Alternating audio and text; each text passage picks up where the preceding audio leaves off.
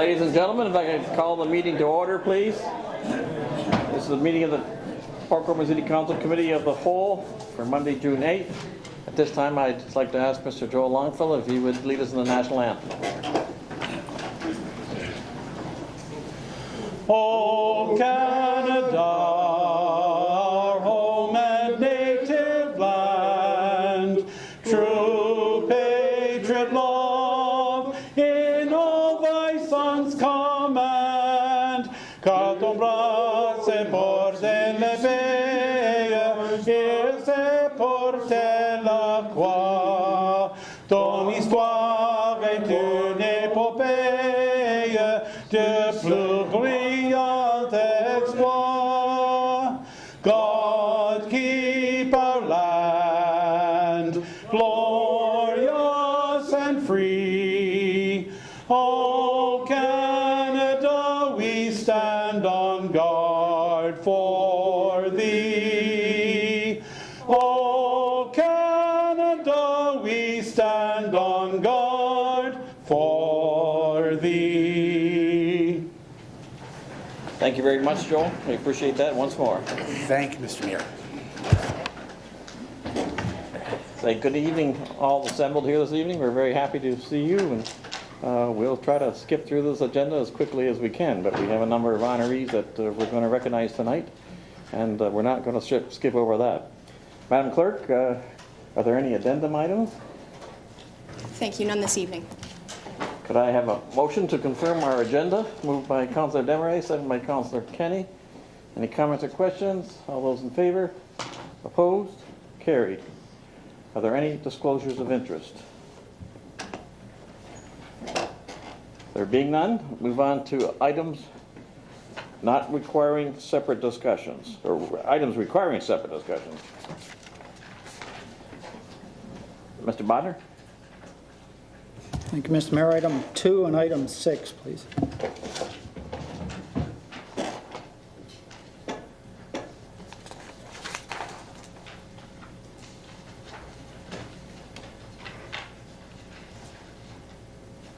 Mr. Elliott? Thank you, Mayor. Items 1 and 5.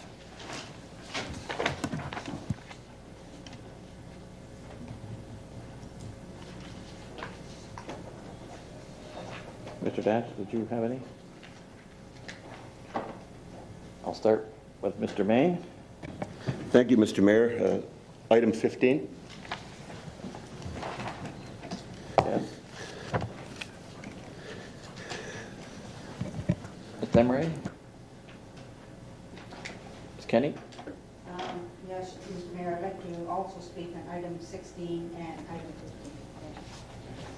15. 6 and 15. 6 and 15?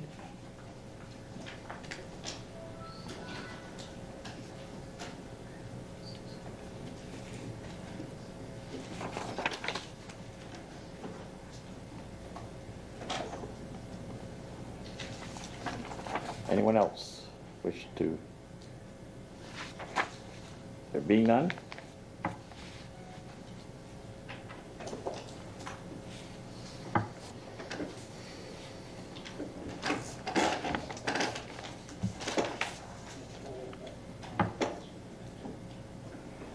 Then at this stage, I'd like to call for a motion moving those items not requiring separate discussion. Councillor Kenny, seconded by Councillor Desmarais. Any comments or discussion? All those in favor? Opposed? Carried. We have some, as I indicated, we have some presentations this evening, and I will start this off by asking firefighter Douglas Bannerman to come forward.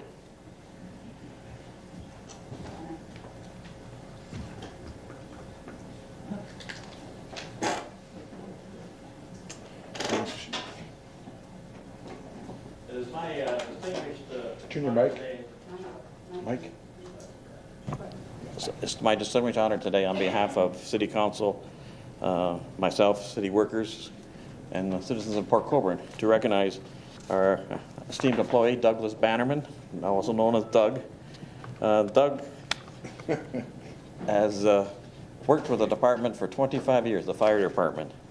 He started his career with the City of Port Colborne in 1988 as a volunteer firefighter. In 1990, a permanent opening became available, and Doug signed on as one of our full-time firefighters.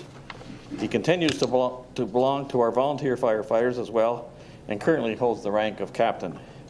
Doug, it's quite a milestone to reach 25 years of service, and we thank you for your dedication to our municipality.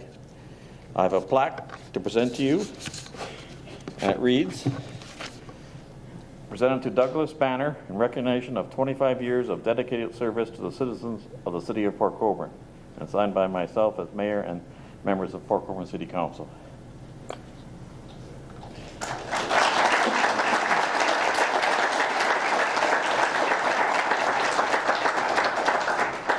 Would you like to say a few words? Not a problem if you It's been don't. a pleasure to work for the city of Port Colborne for all them years, Very good. in the fire service, and for the city as a whole. Hopefully we strive forward. Sounds good. We appreciate your presence, Doug. Thank you.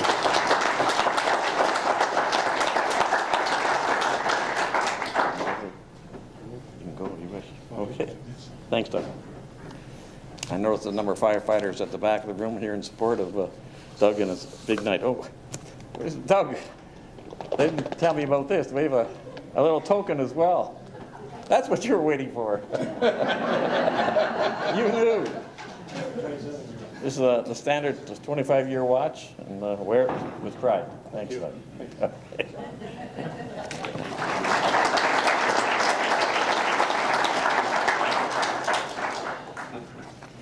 Our second presentation is tonight, and I'm going to talk about the 79th Linton Davies Air Cadet Squadron. Initially, I had the pleasure earlier this year to attend the annual mess dinner of the 79 Linton Davies Air Cadet Squadron, and then last week I attended their annual review, which was an excellent presentation. Port Colborne Air Cadet Squadron has a long and proud history that ties back to their namesake, Linton Davies, who passed away just I think maybe 2 years ago. Linton Davies was the first person from Port Colborne accepted into the RAF at the start of World War II. The squadron has been active in Port Colborne for the last 74 years. The cadet program was open to youth, male and female, between the ages of 12 and 19, and they always welcome new recruits. They take great pride in their community service. They attend the Remembrance Day services and have had overnight vigils the last 2 years at the cenotaph here in Port Colborne. It was pretty cold on November 11th, and they've done it for the last 2 years, and they're certainly to be admired for that. In 2014, last year, they attended a second vigil at the new Wainfleet cenotaph. They participate in Memorial Day parades, poppy sales for the Legion, canvassing for Heart and Stroke Fund, food drives, and volunteer at the Niagara Antique Power Association. The cadets also participate in numerous training opportunities, such as aviation activities, including gliding and powered flights, rifle training and competitions, survival training and field exercises, fitness training and sports competitions, drill and band competition.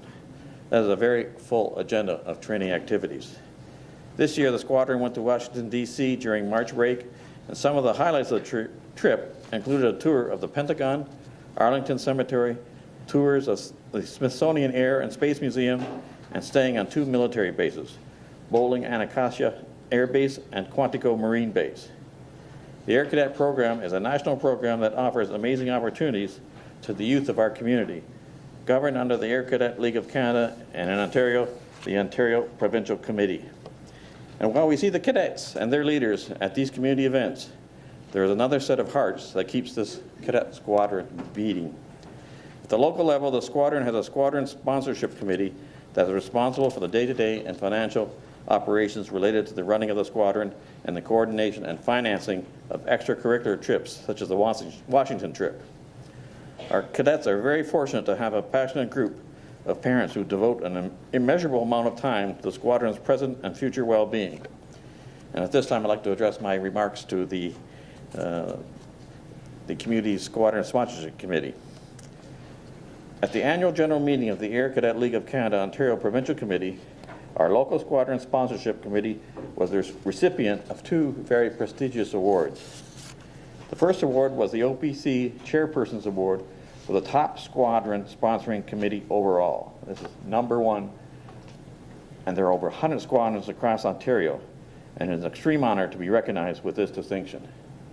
The second award was the Charlie Konfulinka Award for the highest per capita OPC lottery ticket sales, this being one of their major fundraisers for the squadron. The squadron sponsorship committee has had the distinction of having won this award 7 out of the last 10 years it has been presented. I'm very pleased today to welcome the squadron sponsorship committee here to the chamber to be recognized. And I'd like to ask Chair Kim Thomas to come forward and the other members of the committee to please come forward to receive this recognition and a photo. Kim?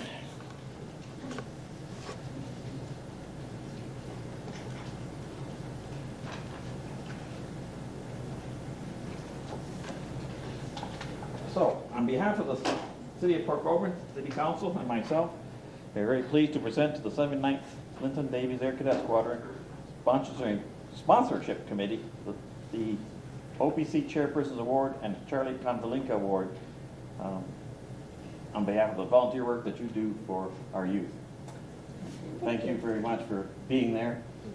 It's an impressive record, Ontario-wide, and you stand at the top. And HAP stood at the top for many years. Thank you. Without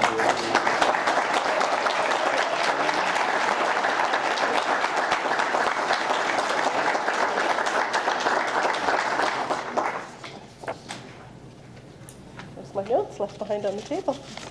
I would like to say our profound thanks to the citizens of Port Colborne for their support over the last truly 74 years. This committee has been, I think, really, committee always changes. People come, people go, but the little network that we have has been really kicking up our heels for a couple of years now.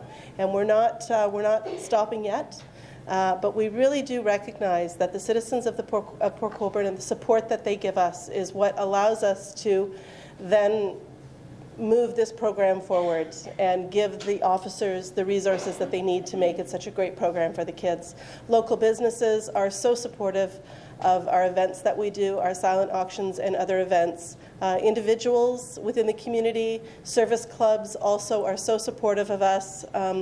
We're so grateful for the hydro grant that we've received the last couple of years have been flying and camping, but that certainly isn't the first we've received, and the flight simulators prior years to that. So we're very, very grateful for that. My name is Melissa Wright. I'm not Kim Thomas. Kim Thomas has been our chair this year. She has led our team fearlessly through, she's just been such an incredible, effective leader. And it's under her guidance that we won this OPC Chairperson's Award. And she's now handed the reins to me. I'm the incoming chair for the year ahead. And I'm really looking forward to working with our incoming commanding officer, Lieutenant Carrie Marshall.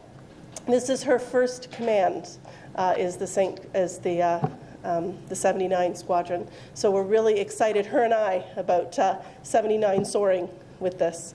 And I think that's really, Thank you very much.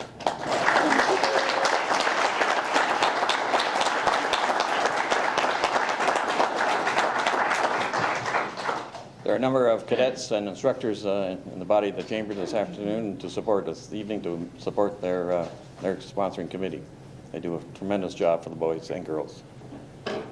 Okay.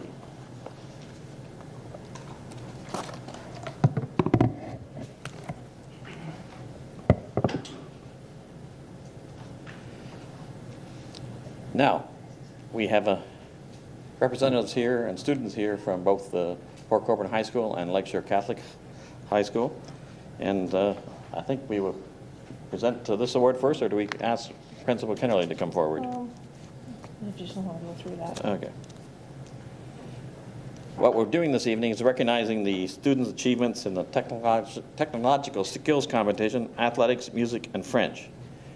Each of these students are an inspiration to your fellow students and to ourselves to work hard to achieve similar accomplishments. We'll first recognize the compliments of the students from Port Colborne High School. And this time I'd like to ask Principal Ann Kennelly to come up and say a few words.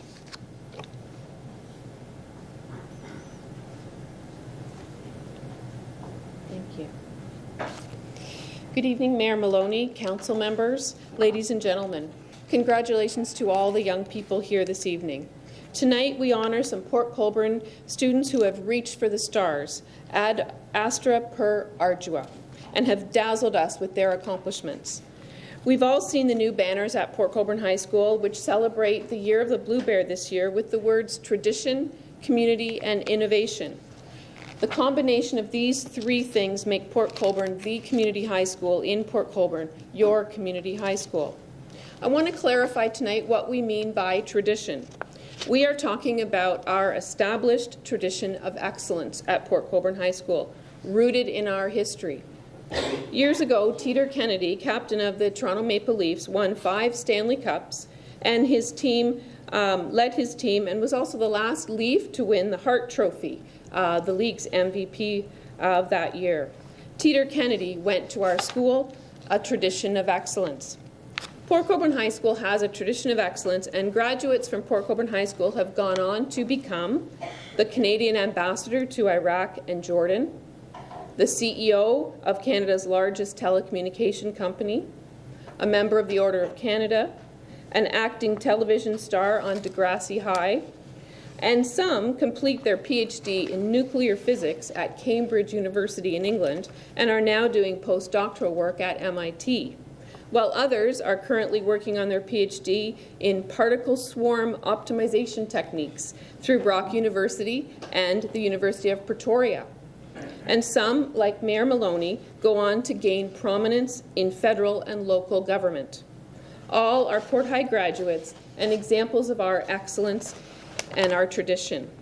And with us in the chamber tonight, they will be receiving honors from the Mayor of the city, a former Blue Bear. This tradition continues today. Academics always flourish at Port Colborne High School. Our students win gold and silver in French competitions and music competitions. They score above the board and the province in EQAO. They place first and second in provincial geography competitions. They reach SASA and OFSA every year. And tonight we honor Eli, who has won back-to-back gold in the Canadian National Welding Competition, a tradition of excellence. Community. This tradition of excellence could not exist without the support of a strong community and dedicated staff. Community businesses support our students with co-op placements, scholarship dollars for university, and crucial job opportunities. Our tradition of excellence also includes parent community who expect and demand high standards. Our community is also about our teaching staff, the majority of whom live in this community. You see them at the shops and in the market. Our staff have been seconded by the Ministry of Education to show them how it's done. They have been seconded by EQAO to show them how it's done. And others have authored textbooks to show everyone how it's done. And all have been the guiding force for our award-winning students tonight by tapping into their talents and creativity and teaching them how it's done. This is the kind of community-minded, dedicated staff that parents want for their children. Our students as well demonstrate their community spirit by giving back to their community through Terry Fox participation, fundraising for local families, and at Port Cares, where our students twice a week volunteer at the food bank, sorting and stacking the donations and preparing hot meals. Most recently, Port High students put their skills to work planning and building a shed and framing 24 vegetable gardens for the Port Colborne Community Garden in our East Village. On a lighter note, at the Christmas parade on a freezing cold night, over 100 Port High Blue Bears turned up to join the school band and follow the float and to show their support for their community high school. Other schools often struggle to create this sense of community, but sometimes it just doesn't exist. This is not a problem at Port Colborne High School. We represent the community of Port Colborne, and we are proud to be the community school in Port Colborne. Tradition, community, and innovation. Our tradition of excellence, supported by our strong community, is all well and good.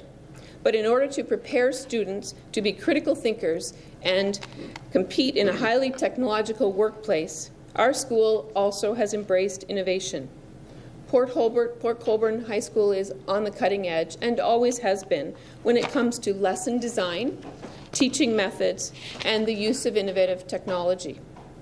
Over 250 computers purchased in the last 4 years, a smart board for every class, 6 dedicated labs, new class sets of color graphing calculators, laptops, tablets, video cameras, all being used by students and staff at Port Colborne High School. Blogging in English, web design and computing, homework online in all courses, frog dissection on the smart board in biology, and on-site CWB weld testing. It all happens at Port Colborne High School. Add to that 5 on-site specialist high skills major programs in health and wellness, transportation, hospitality, manufacturing, and arts and culture, and it is clear that Port Colborne High School is truly the community school where there is something for everyone. And that is why, ladies and gentlemen, we are pleased to announce an increase in grade 9 enrollment of over 26% for the upcoming 2015-2016 school year. A tradition of excellence, a strong community, and a commitment to innovation. It truly has been the year of the Blue Bear for Port Colborne High School students, as you will see. I would like to close with a little video which offers a look into Port Colborne High School today, and I would also offer visitation at Port Colborne High School. Our doors are always open at your community high school. We have a wide variety of programs, something for everybody, and we welcome you with open arms. Ladies and gentlemen, Port Colborne High School students. Thank you, Principal Kennerly.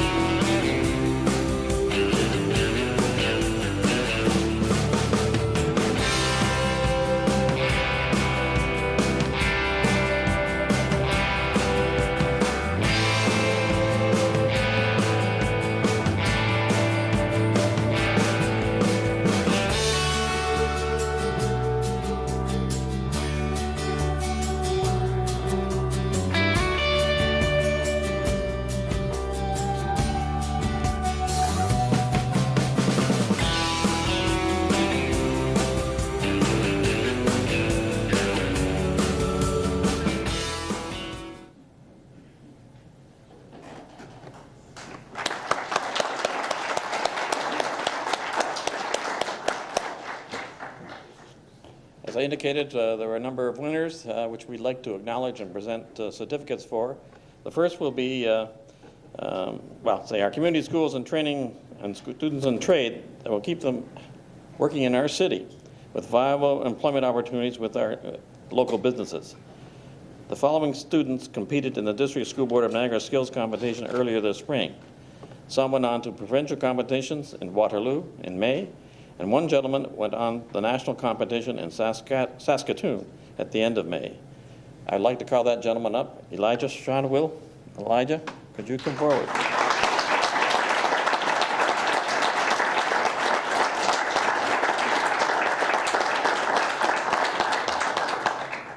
This plaque is presented to Elijah Shonwill in recognition of an outstanding achievement in welding, receiving a gold medal at the District School Board of Niagara Skills Competition and the Ontario Technological Skills Competition and the Skills Canada National Competition.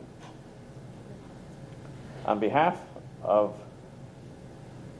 the glare is hard to read. In behalf of City Council and the citizens of Port Colborne, we congratulate and we congratulate you. That's truly amazing. This is not the first time that Elijah won. He won gold last year, nationally, and it's not a fluke when you win once. It's not a fluke when you win twice. You're really accomplished, and there's no question that, in my mind, that there are some fabricators out there in our community that we love to get their hands on you and to provide the workforce that they really need. And you're to be congratulated. I think it's just amazing. You did so well. Thank you.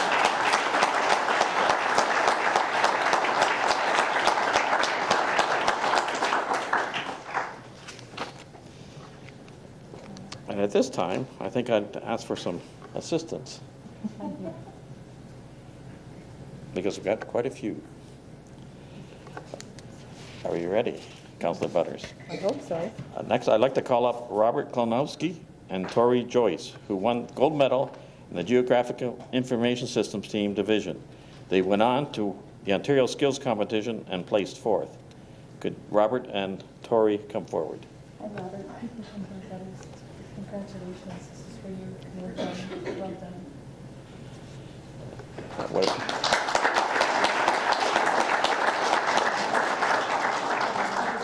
Would appear that Robert's a member of the Student Council as well. He's wearing that T-shirt rather proudly, deservedly so. Next, I would like to call upon Cameron Lassell and Corinne Rodnight, who won the silver medal in the Geographical Information Systems Team Division.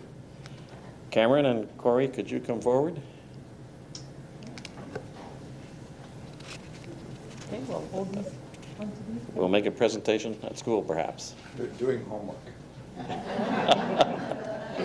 I would like to call up Brian Bush, who received a gold medal in the Small Powered Equipment Division and went on to the Ontario Skills Competition and met up with some tough competitors from across the province. Brian, could you come forward? Congratulations. Well done. Hold it.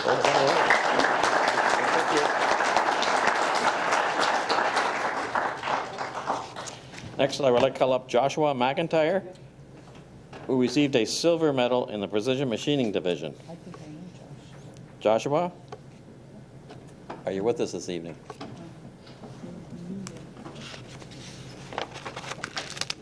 I would like to call up Derek Horton, who won a silver medal in the Welding Division. Derek, are you with us this evening? You're awful shy, I guess. Maybe he's already working. Next, we will move on to the District School Board of Niagara French Public Speaking Competition. 3 students from Port High received medals in this competition. I'd like to call up Vaishali Sharma, who won a gold medal for Senior Corps French.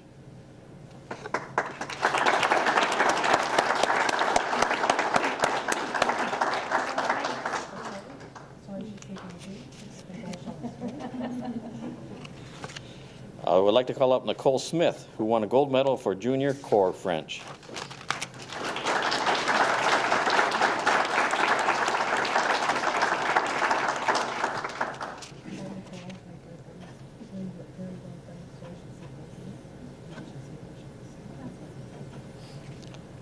I would like to call up Ella Baswick, who won silver for Junior Corps French. Ella's not here. Well, we look forward to hearing more about the achievements of these young folks as the years go along. Pretty soon we'll be moving into university. The Port Colborne Festival of Arts is also a time for students in and around Port Colborne to shine with their artistic talents. This year, a group of students from Port High, known as the Blue Tones, received the gold standard as a secondary school jazz band category. The gold standard, #1. Are members of the band here? Come forward.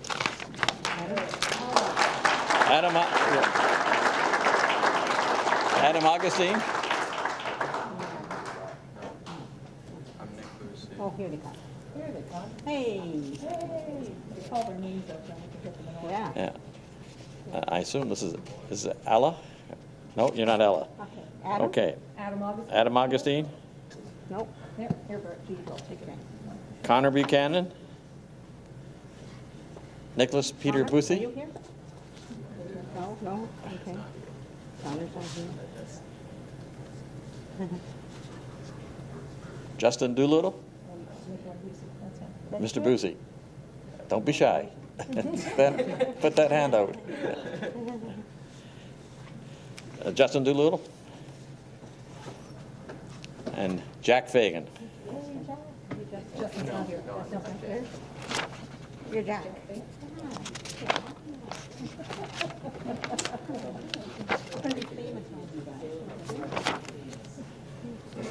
Eric Fair, Jessica Faubert, Dylan Graham, Ryan Grist.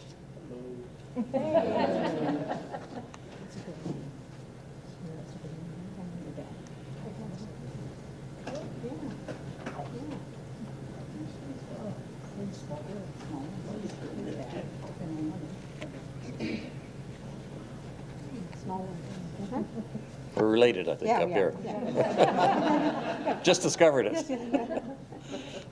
Jennifer Hardy.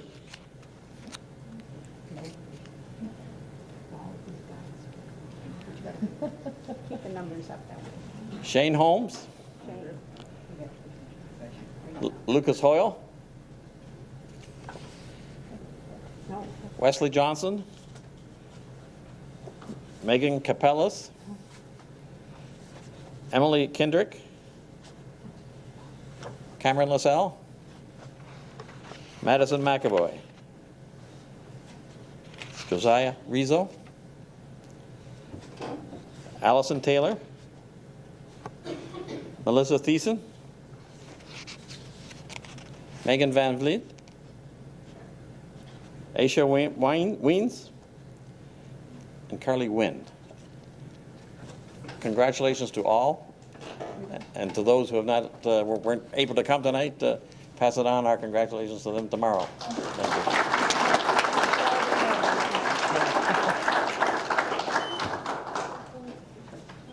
The next group of students from Port High, known as Pulse, received the gold standard in the secondary school instrumental ensemble category. Again, gold standard signifies that an ensemble is demonstrating an exceedingly high standard of musical performance. I'm going to call out the names of the members of this group, and if you could come up and receive your certificate and then stand in front of the council members, we will get a group photo. You will recognize some of the names from the previous group. Adam Augustine,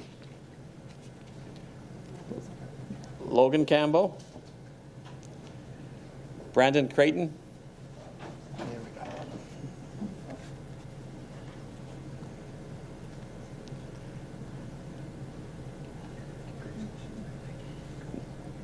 Noah DeRoy, Jessica Faubert, Ryan Grist,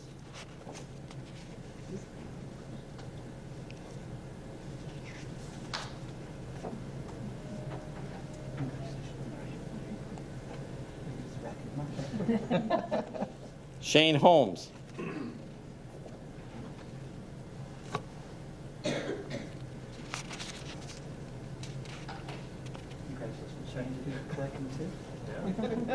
Emily Kendrick, May Lannon, Madison McAvoy, Victoria McIntyre, Josiah Rizzo, and Carly Wynn. Congratulations to you all.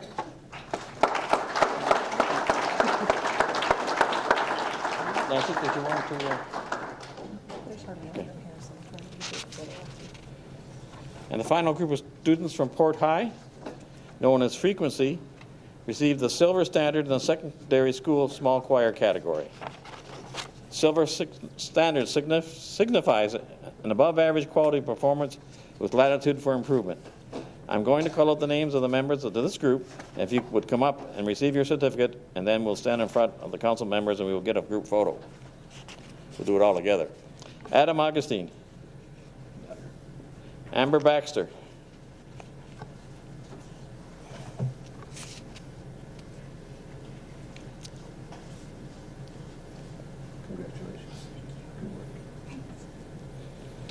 Madison Black.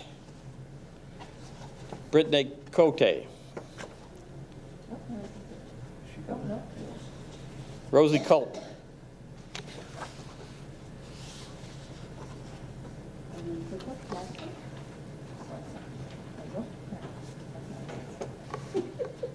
We've got a picture being taken here. Look at mother.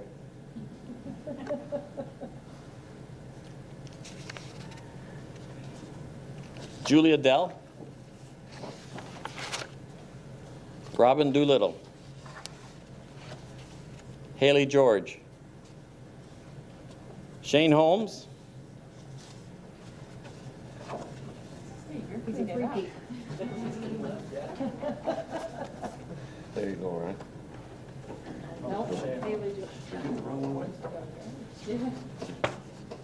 Here we go. It's the very next one. Congratulations. Nathan Catch.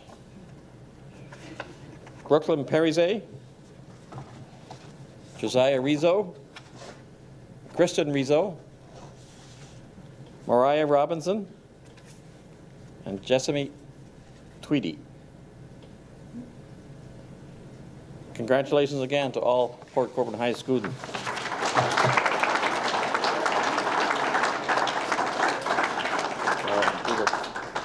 Do the photo now? Or you want to do the photo now? Okay. Yeah, just go on to. At this point, I would like to invite Principal Glenn Gifford of Lakeshore High to say a few words.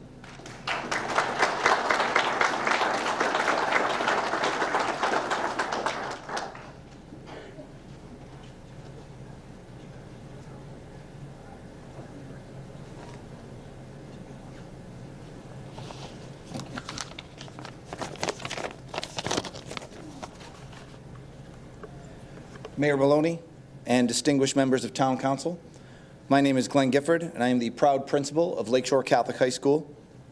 We have many things to bring to your attention today, and several students who have come to receive recognition for their accomplishments at the regional and provincial levels. However, I did want to take a few minutes to give you a brief update on both the progress and status of Lakeshore Catholic High School. As many of you are aware, Lakeshore Catholic High School is nearing the tail end of a $5.5 million expansion. This 10-classroom expansion will also see a complete renovation of our science labs, manufacturing lab, entrance, bus depot, and auditorium. I am happy to report that the expansion is on time and on budget. We will be ready to accept all of our new Gators this September with construction that will be complete. It's an exciting time at Lakeshore Catholic. We'll have the opportunity to get the over 1,000 students that we have at Lakeshore Catholic High School under one roof without the need for portables. Mr. Mayor, I'm not sure if you have been reading the paper lately, but if you have been, you will have seen that Lakeshore Catholic High School is all over the news in the past few months. Our interactive art piano has received considerable media attention and recently received several art awards at the Niagara Catholic District School Board Art Show. Articles on the front page of the Welland Tribune, as well as COGECO segments, highlight the exceptional artistic talent happening at Lakeshore Catholic High School. We were fortunate to find out that the piano was actually 96 years old. It was refurbished, it was a Heitzman piano, and we had Canadian Idol band leader Mark Lalama come to Lakeshore Catholic and perform a few songs on it. Also, I recognize a few faces here this evening from May 30th. And on May 30th, we saw the beginning of a new tradition at Lakeshore Catholic High School, the Lakeshore Catholic High School Concert Series. We welcomed the 80s band The Spoons, and they performed in front of a full house, and the proceeds raised will go toward upgrading the light and sound board for our already world-class auditorium. It is, as you know, a one-of-a-kind theater, the only one like it in Niagara. With the completion of the construction, Lakeshore Catholic High School will have the nicest theater in Niagara, so nice, in fact, that we are proposing a name change, and that we will name the Lakeshore Catholic Theater to the Lakeshore Catholic Performing Arts Center. Mr. Mayor, I know you were as proud this past month as I was when you joined us for our annual Rankin Cancer Run festivities at the school. Your emotional introduction demonstrated the need for us to band together to help find a cure for cancer. Lakeshore Catholic students walked the track for several hours and raised over $7,800 for cancer research. When one adds that total to our Gator Walk pilgrimage for the people of Dominica, the Terry Fox Run, Out of the Cold, the Raise the Roof, Project Irenica, we see a school that has raised close to $40,000 for local charities. And speaking of local, our school has recently been awarded a TLLP grant. This grant will allow our teachers and students to bring their learning into the community, from teaching the elderly about photography to restoring the Rosary Shrine and continuing to assist the town with multiple manufacturing and construction projects. Lakeshore Catholic will continue to be a dominant presence in the daily lives of the people in Port Colborne. The spirit of this school is alive and well. We are approaching 1,000 followers on Twitter. Our school webpage has over 700 new views per month. Our month in review videos have become very popular. The activities that happen inside of the building are only matched by the activity outside with the construction. It is a new and exciting time at Lakeshore Catholic High School. We have hosted events like our Silent Night basketball game. We've had teacher-student dodgeball game. This Thursday, we are hosting our third Gator Rave outside in a tent. The spirit and buzz at Lakeshore Catholic High School is being felt throughout our community, and our enrollment for next year shows this excitement. Academically, we have once again scored above the provincial and board average with our OSSLT testing. We have incorporated exemplary teaching strategies to maximize the results of our students.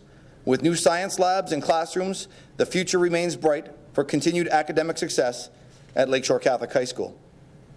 It is the clear choice in Port Colborne for athletics and academics.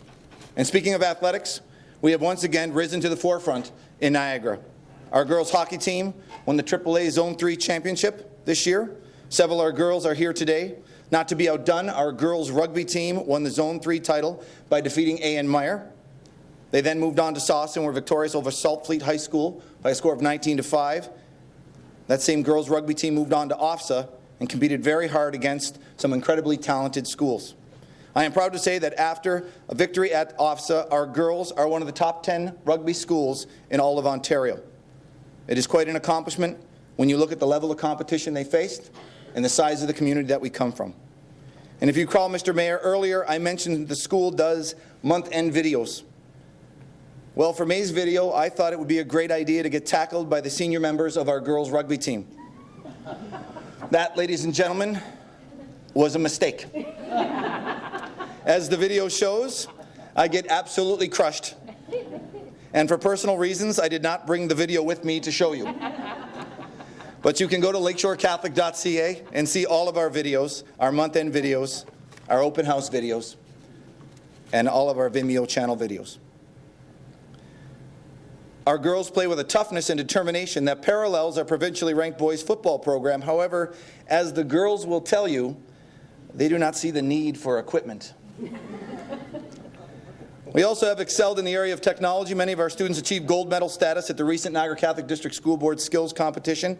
Each year, Lakeshore Catholic High School sends several students on to compete in provincials. This year was no exception. This year we had 2 students medal at provincials. It is our hope that the students recognized today in the area of technology continue with their talents and decide to work and raise families here in Port Colborne and in Niagara. We also have here today being recognized Junior SASA tennis gold medalists, Zone, SASA, and OFSA swimmers, and OFSA track and field athletes. Another area, Mr. Mayor, that we have made a commitment to is in the area of mental health. On June 10th, Over 30 students at Lakeshore Catholic High School will become Safe Talk certified and trained. Safe Talk is an intervention program to help students in distress. This was an initiative asked by our administration from our students. By year's end, the school will have over 45 Safe Talk and Assist trained students to help their peers who are in need. The school is also involved in a YouthNet program with Brock University to assist any student with mental health needs. Lakeshore Catholic High School has built into its 2015-2016 school improvement plan a goal to win the Premier's Award for Safe and Accepting Schools. The work that we have put in this year will put us in a place to win this award. In conclusion, I would like to personally thank the Council and Mayor Maloney. I'd like to thank you. I know you're a graduate of Port High, but I'd like to thank you for sending all your children to Lakeshore Catholic High School. For allowing us to come here this evening and be recognized for the many accomplishments of the school. Very few, and it's important to say this, very few municipalities take the time to recognize the talents of their youth in this type of forum, and it is appreciated. You have done this, and we thank you for it. I would also like to take a moment to congratulate the winners recognized from Port Colborne High School. Congratulations on your accomplishments. Lakeshore Catholic High School has once again had a year to remember. From our commitment to social justice and faith, to our academic achievements, and our athletic, artistic, and technological accomplishments, there is a renewed sense of spirit and pride at Lakeshore Catholic High School. We are pleased to share the good news of the school here and appreciate the opportunity to share the accomplishments of our community. Thank you. God bless, and go Gators.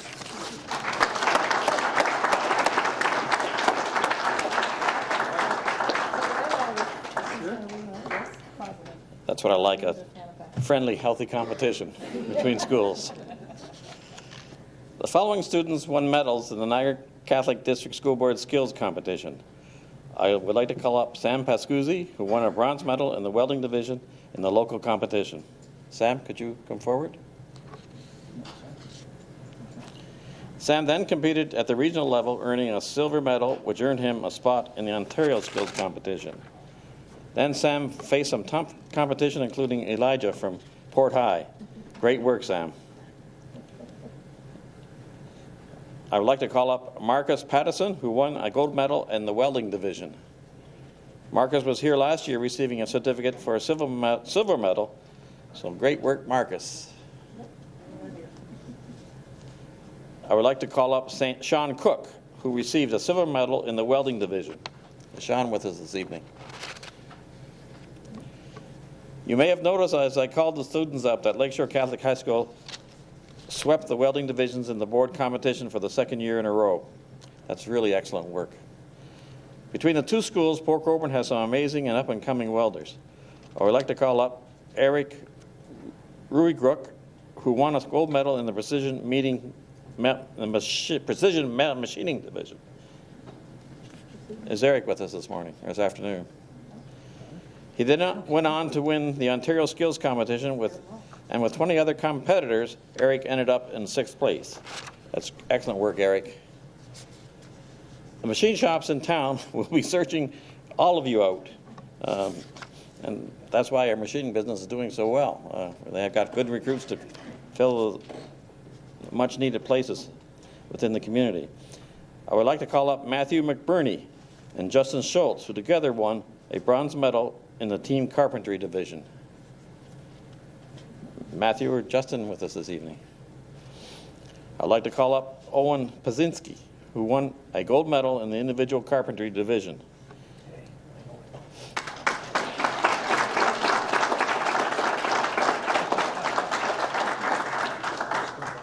Owen then went on to the Ontario Skills Competition, and with 20 other competitors, Owen ended up in 2nd place, receiving a silver medal.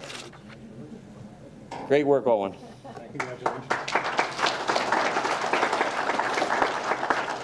Last year, Owen received a gold medal in team home building, so it's good to see you're still working on your carpentry skills. I think I could use them around my house. I would like to call up Nicole Bertulli, who won a gold medal in the aesthetics division. Is Nicole with us? She then went on to the Ontario Skills Competition and did her best, placing 4th in the provinces among 13 competitors. I would like to call up Alex Maldonado. Maldonado? Maldonado, thank you, who won a silver medal in the athletics division. I would like to call up Colton Lettingham, who won a gold medal in the auto service division. He then went on to the Ontario Skills Competition and did his best, placing 18th in the province among 40 competitors. Is Colton with us this evening? I would like to call up Brandon Guten, who won a silver medal in the electrical installations division. Here we go.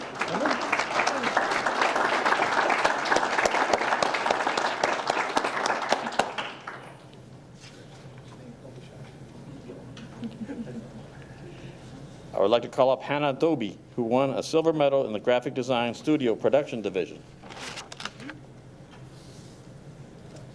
Hannah was here with us last year as well for her performance in the same category. I would like to call up Nolan Van Kalkeruth. Is that close? Okay. In the plumbing division. Certainly, if we have another winter like last winter, Nolan, we're going to need some more good plumbers in the city. Now to move on to athletics. Lakeshore Catholic High School students placed very well in SASA, and several went on to OFSA. I would like to call up Caitlin DeRuyter, who finished in first in the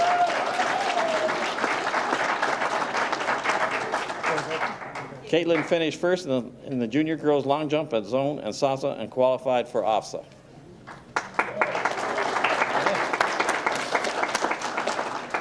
I would like to call up Allie Redden, who earned gold medals in 100 meters, breaststroke, and 200-meter individual medley at SASA and qualified for OFSA.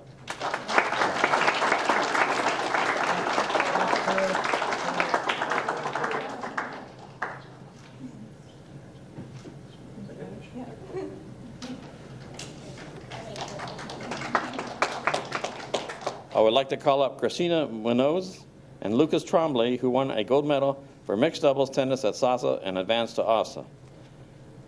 Christina or Lucas here this evening? You get the Now I'd like Councillor Danch to present some more athletic awards. We're going to congratulate the Lakeshore girls hockey team for an amazing season. The girls won the championship in the AAA zone and moved on to SASA.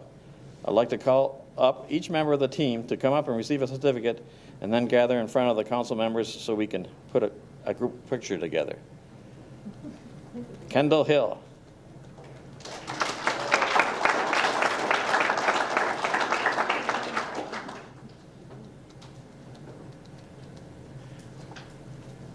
Megan Wing.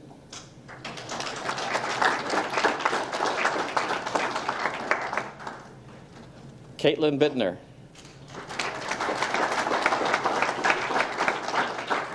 Jessica Marr.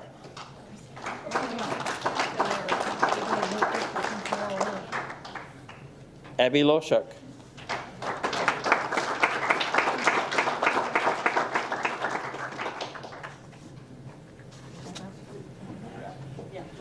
Jordan Badaway.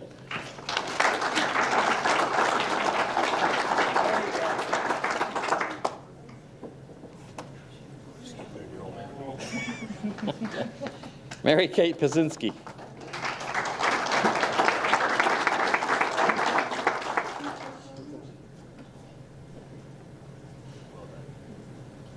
Emily Pochowski.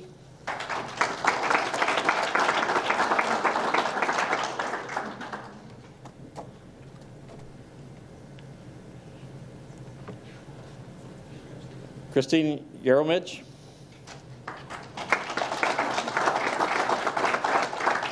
Alana House. Emily McKnight.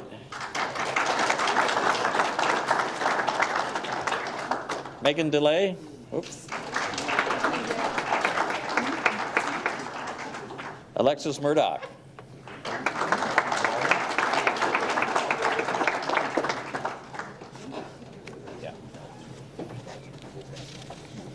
and their coaches, Tish Badaway and Julie Racine.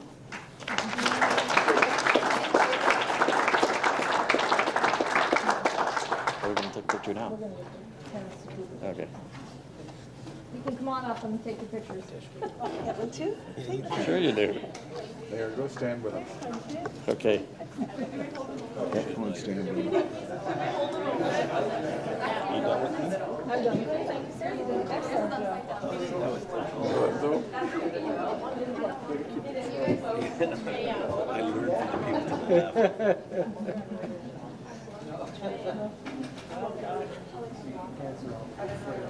$39 rugby players. Really? I don't think they're all here. Want me to hand them to you individually? No, I can walk and grab them. You know what? I will let The you. next one's the rugby team. Oh. Okay. You grab Carol.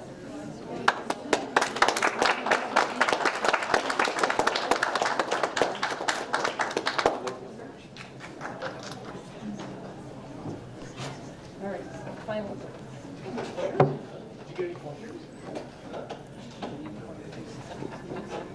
We took that picture because there were many of them here, but we also will be taking picture of at the skills level, which we mentioned, but we're going to do it all at the end, but it seemed appropriate to do it then. Now, okay, so don't run away until we get your picture. Our final group this evening is the Lakeshore Catholic High School girls rugby team. The team won SASA championship and advanced to the OFSA. We went. Way to go, girls, and you've made your school a proud community, and you did a number on your principal. That's commendable. I would like to call up each member of the team to come forward and receive a certificate, and then gather in front of the council members so that we can get a group picture. Hannah Barrow.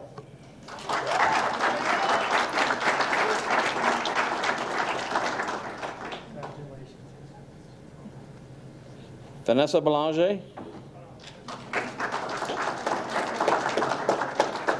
Lydia Brown.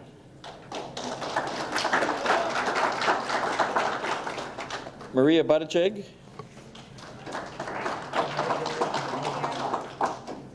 Briley Dieter. Molly Daisley. Megan DeLay.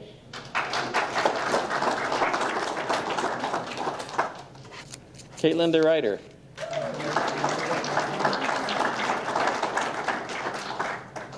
Courtney Edmonds.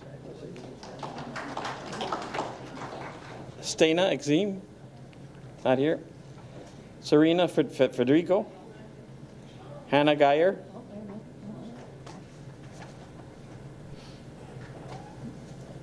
Delaney Hall. Brianna Harris. Kendall Hill.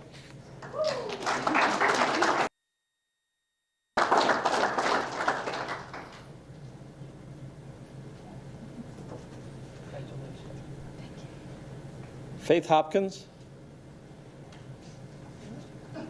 Amy Kapusinski.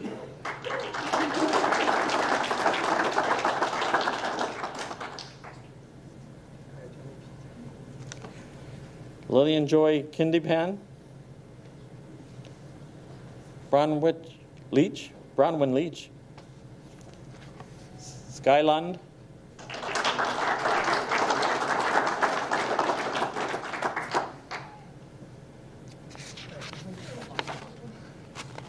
Kylie Majoris.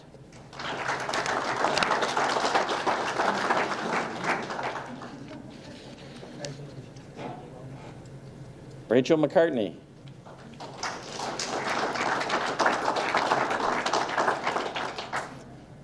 Addison McEntee. Emily McKnight.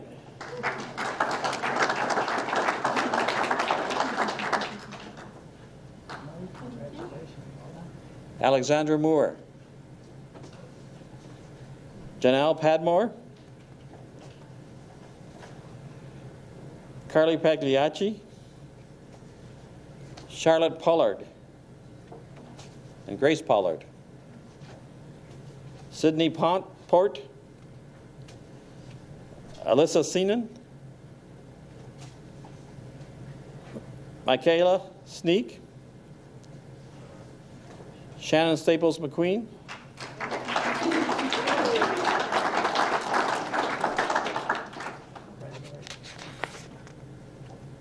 Michaela Stratton.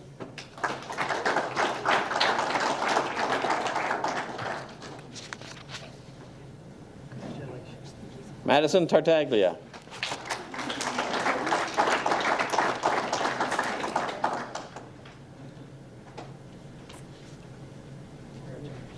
Taylor Thomas. Hannah Tomillo.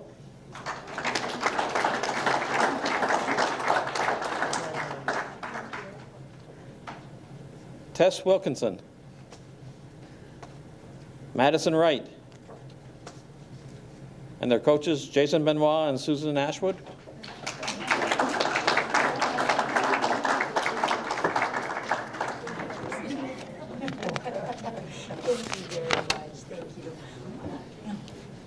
Group shot, Mayor. Okay. Yeah, go back.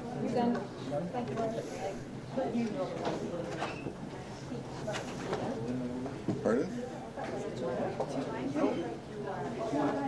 Get back out of the way. Double line, flank it, squish in.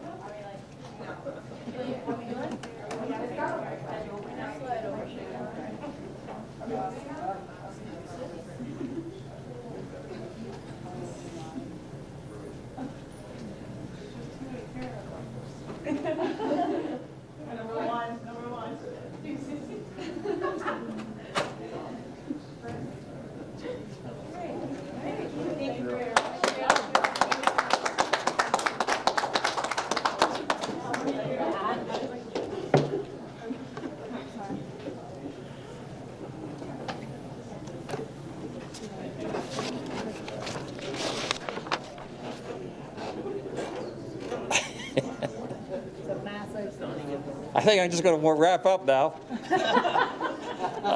I'd like to take a moment to thank the administrative and teaching staff at all of these schools for guiding and nurturing these students. They're our leaders of tomorrow.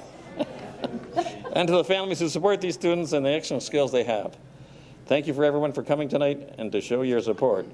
We have a great community, Mr. Sinnes, and the youth are our future. And those from the academic categories we didn't get a picture of, perhaps we could arrange something with each of the respective principals to have it taken at the school. Okay? Thank you for coming. Your accomplishments are amazing. And I can't blame you for wanting to leave. the rest of the show.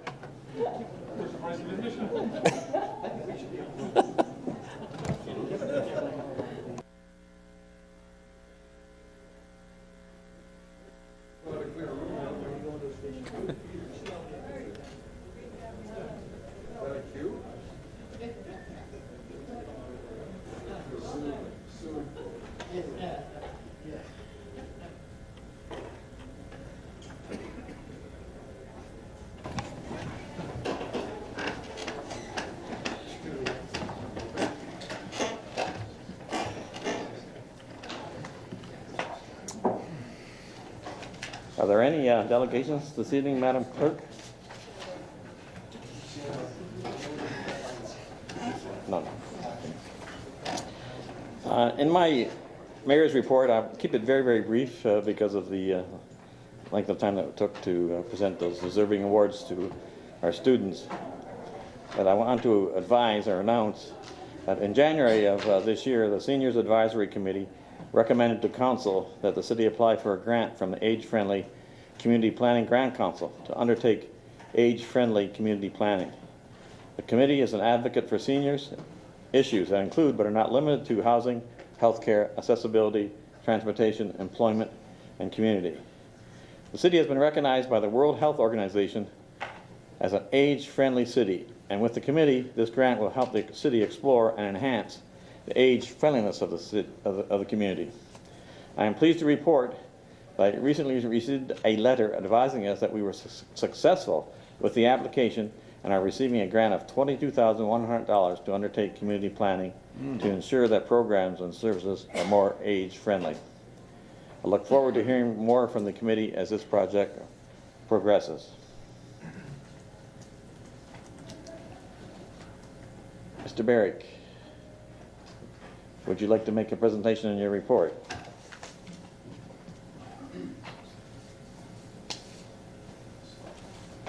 Great, thank you, Mr. Mayor. It's a pleasure to be here this evening as well. Just on the heels of all the students and their accomplishments, I did want to recognize that Niagara Region does have a bursary program, and it's designed to help students with financial needs to cover the cost of college, university, or other post-secondary education. It's a total of $50,000 available for eligible students.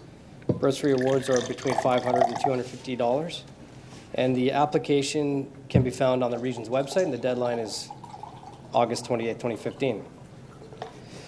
So we do have a budget review committee coming up this Thursday, and although I haven't seen the report, it's not been released yet, I suspect staff will recommend a 2% increase. However, I think we can do better. As as budget chair, I think we can do better, and I'll be advocating for a 0% on the levy as guidance. Ideally, we use the guidance as a screening mechanism as staff take the time over the summer months to do the line-by-line review, recognizing there's still assessment growth and additional spending in other areas and additional funding in other areas. However, that meeting will be up and coming. We'll see what comes out of that. One item that we did talk about at the committee level, and it'll be at this council meeting as well, is the courthouse issue. We've talked about it for some time in the sense of moving from 4 courthouses to 2. And the committee recommendation last Wednesday recommended proceeding at this time with Welland site first, and to defer any decision on the second facility at King Street and Carlisle and St. Catharines pending AMPS. AMPS is an administrative monetary penalty system, which is essentially an online dispute resolution system for offenses that don't carry the potential for jail time. So we foresee that system taking place to lower the caseload at our courthouses. So we want to see the implementation of that prior to determining next steps. But in the meantime, some of the benefits of proceeding with the Welland site first include an immediate investment of $13.4 million. There's a $190,000 per year increase in the net revenue for distribution over 2015. Operational efficiencies by combining 2 current courthouses to address time to trial pressures. The new facility will be compliant with accessibility standards and meet court security standards. And the impact on police operations at District 1 during construction will be eliminated. There's several other benefits and rationale, but I won't state them at length here because they have to be ratified by council this Thursday. So I'll leave it at that for now, Mr. Mayor. I know you've got a healthy agenda item and you've had some presentations already, so I'm happy to take any questions. Any questions of Regional Representative Barrick? I just have one question, David. How are you publicizing this scholarship that you announced? How was the region, not you? But, Yeah, thanks. So I know it's on the region's website, and I understand that it is being circulated through the education system as well. Thank you. No further questions. Thank you very much, Mr. Barrick, for your report. Appreciate it. Are there any councillors' issues or inquiries? Anyone wishes to put forward? Councillor Desmarais and then Councillor Main. Thank you, Mr. Mayor. I have one item that needs to be attended to, and I believe Ron is the person I need to speak to about this. So through you to Mr. Hansen. Ron, I just wondered when we're going to see some line painting done on the roads. In particular, Welland Street, where it's two southbound lanes, 1 northbound lane.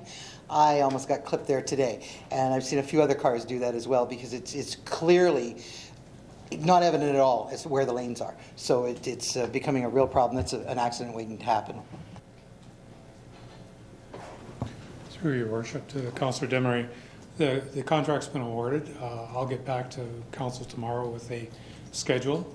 Contractor has been retained to do the work, so I'll get a firm schedule and get that to you tomorrow. Councillor Main. Thank you, Mr. Mayor. Mine's not directed to anybody in particular, but I'm getting a lot of calls about foxes in people's yards. I average about 3 a week, and one lady's been about 4 or 5 times now. She's called me up about not being able to let her cat out and dog out. So I've been, I don't know if I'm giving them the right information, but I'm telling them to call the Humane Society, and if that doesn't work, the MNR. But I Googled a little website, it's called Urban Fox, and it's pretty interesting how other cities and other towns are dealing with the fox problem in town. It's very interesting, and I would suggest that if anyone's going to phone me up and ask me about foxes in their Ward 1 or Ward 2 or Ward 3, please Google urbanfox.ca. Is there any member of staff that wish to add an additional comment?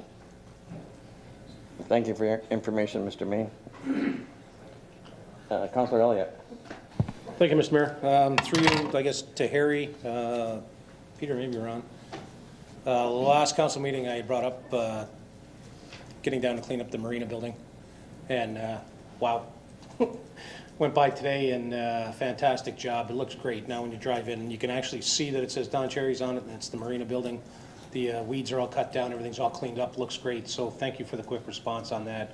Really appreciate it. Pass that along to the staff and the people that went out and did the work. Looks fantastic. Second issue through you, Mr. Mayor, to Ron. Got your email about the LED light replacement. We're at 85%. I have noticed, though, that there seems to be one-offs left in areas where most of it has been completed. Is there a reason for that, and how soon are they going to go back and change out the one-offs? I've noticed some down through the woods, Homewood, Glenwood, and whatnot. There was one up on Steel Street, I think I drove past. What's the reason for leaving one of them, the old sodium lights, and when are they going to go back and finish them off? Through you, Your Worship. I'll follow up again with that, Councillor Elliott. There could be wiring issues, supply issues.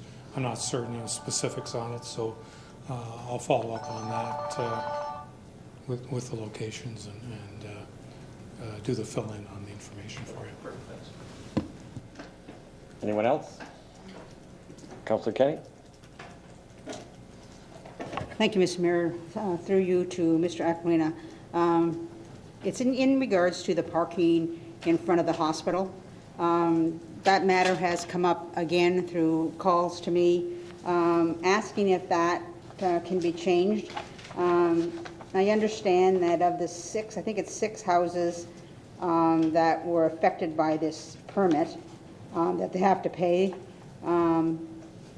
being I think a $40 permit fee to park in front of their house, which they're parking on city property. They don't own the spot in front of their house. But I've had a request that this is looked at again.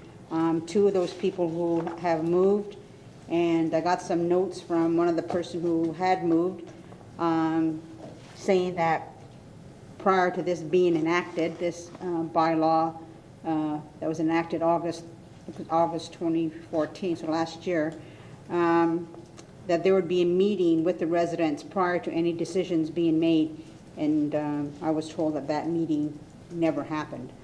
So there's concern still that do they really have to have that 24 hours a day, 7 days a week, and perhaps only during the daytime and not in the evening.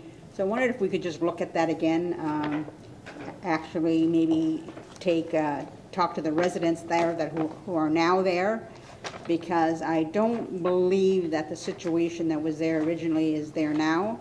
And the request has come to me, and maybe others, I don't know, but I would like that looked at, and if you could comment, Mr. Ackerman, I appreciate it.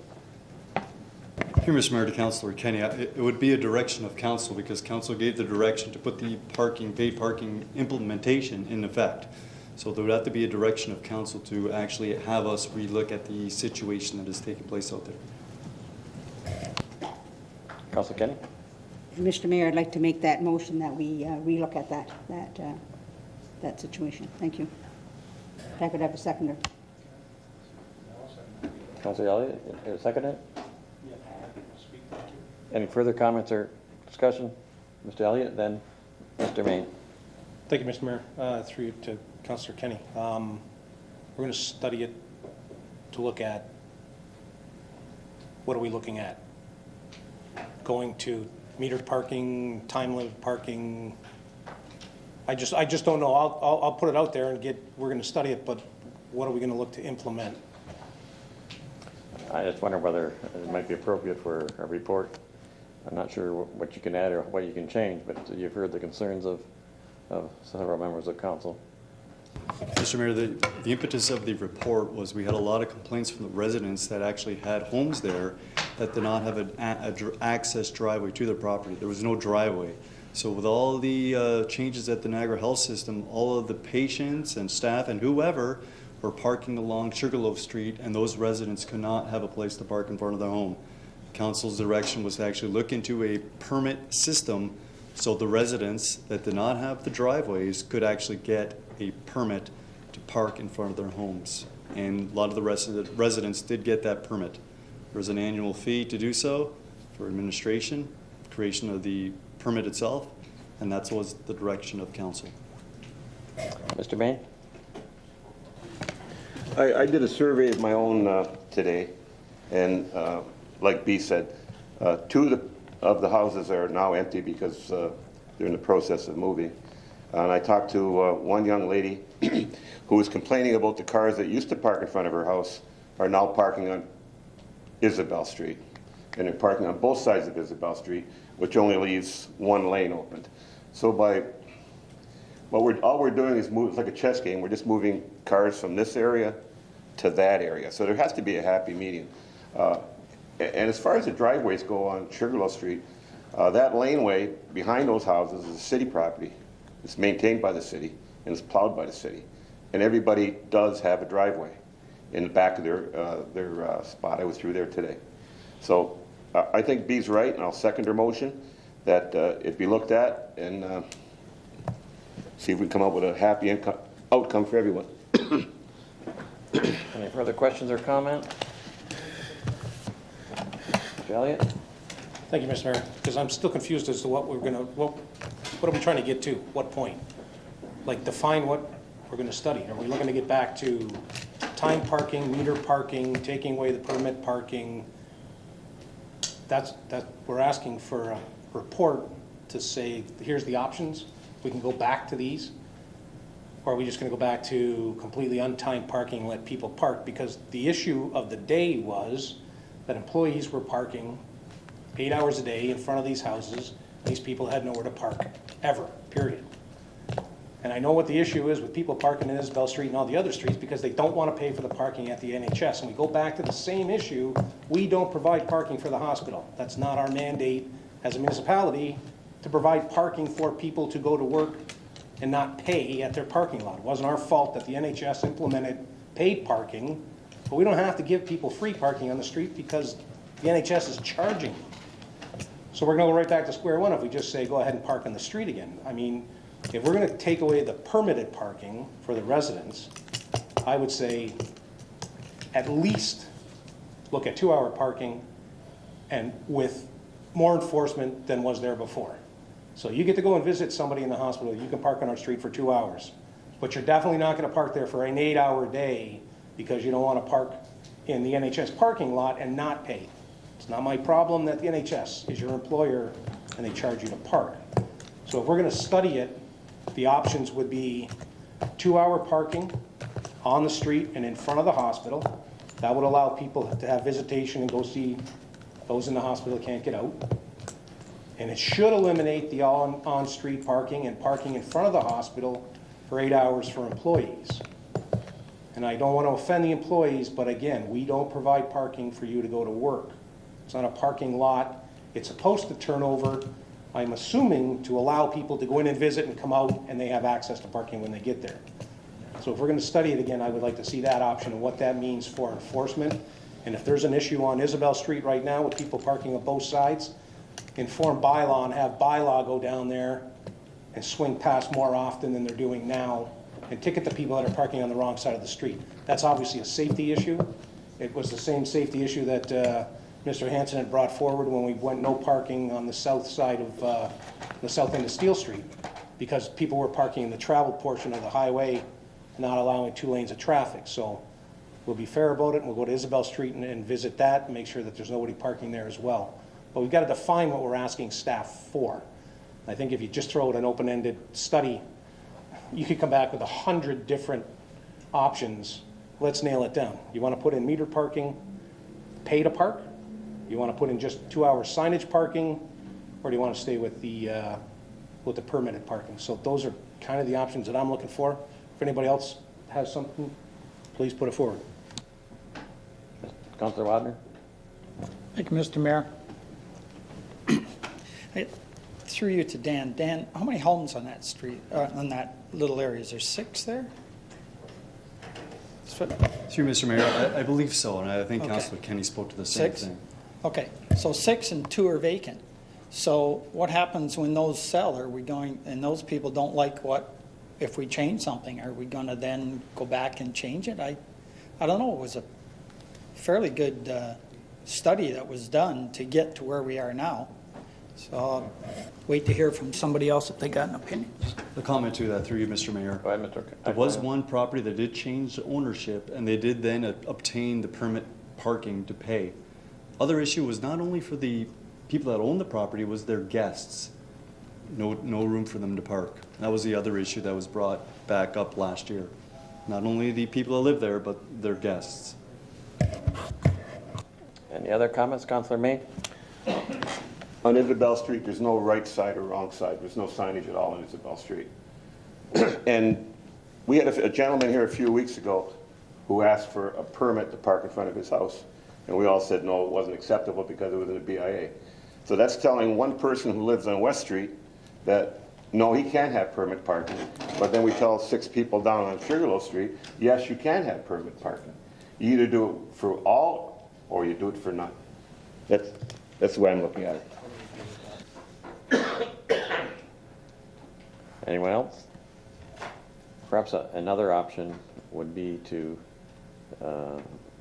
bring this situation to the attention of the NHS and perhaps request them to rescind the paying for parking. I'm not sure how much revenue they generate if everyone is parking off-site. Anyway, a thought. So I suppose, are we ready for the question? Do we know what we're voting on? Ms. Aquilina, did you have a further comment? Mr. Mayor, just to the comment to Councillor Main, the report is still coming forward to council dealing with the West Street parking lot. Mrs. Hanson is writing the report, and it should be ready more than likely at the next council meeting. So that issue has not been decided by council. Direction was to come back with another report to study it further. So that report is forthcoming. Madam Clerk, could you read out the motion? Yes, Mr. Heil. Wish that the motion is to relook at it. What we would do is bring back a report with all of the options, which would include no restricted parking as it is right now, time limit parking, and anything else that we can think of. That's what we'll bring back for you to decide what you want to do. We will provide you with a recommendation based on our knowledge. We will also at the same time also notify the people on that street of the report so that they too may want to comment in respect of what council may decide on that report. We'll bring the report back. It'll be as full as we can make it. It will not, since this is a new council, it's not a motion of reconsideration, it is a new issue for you to deal with. And the direction from this motion will be bring back a report, tell us what we can do. Councillor Waters. Thank you, Mr. Mayor. I just wondered, the people that have got the permits, what time frame that they're good for? So did they purchase them from like January 1st of 2015 to December 31st? Is it like a yearly permit, or is it, how does that work? Mr. Aquilina?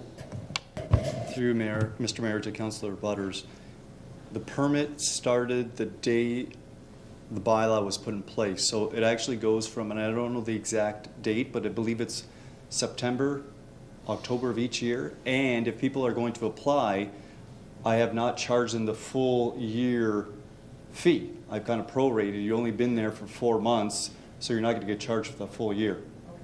When the calendar flips over, then we would take the payment for the entire year. Thank you. Did I see another hand over here? Councillor Kenny? Thanks, Mr. Mayor. And it's just the houses that are affected by the permit now. That's the only area I wanted consideration on. I'm not asking for anything else. I just think it should be looked at as a 2-hour, like Councillor Arlett said, a 2-hour parking limit, and that's it. I don't want a meter. We don't have meters or anything in our city, so why would we start on Sugarloaf? But I certainly would like it maybe to be a 2-hour limit of parking, and then that way you'll still get the movement on those cars. Okay, thank you. Thank you. Ready for the question? All those in favor of the motion, raise your hands. 1, 2, 3, 4. All those against? 1, 2. Motion's carried. I'd also call for a motion at this time to adopt the minutes of the 14th meeting regular committee of the whole of May 25th, 2015. Motion? Councillor Kenny, seconded by Councillor Bodnar. All those in favor? Opposed? Carried. Now we can move on to consideration of the items requiring separate discussion. Councillor Elliott, you're up with number 1. Thank you, Mr. Mayor. I gave notice of motion of this motion at the last meeting. And the motion reads, whereas the Council of the City of Port Colborne has identified economic development as one of its main strategic initiatives for the 2014-2018 council term. And whereas economic development will allow for business retention, expansion, and attraction, allowing the City of Port Colborne to become a more healthy and vibrant community. And whereas the Council of the City of Port Colborne is desirous of providing a climate for business to be successful and to give opportunities for residents to gain meaningful employment. And where it is incumbent upon the City of Port Colborne to seek input and advice from its citizens and to provide a public forum for the exchange of ideas. Now therefore, the Council of the Corporation of the City of Port Colborne resolves as follows. That the Council of the City of Port Colborne support and endorse the creation of an Economic Development Steering Committee comprised of members from across the municipality in sectors related but not limited to the commercial, industrial, tourism, investment, retail, and educational sectors.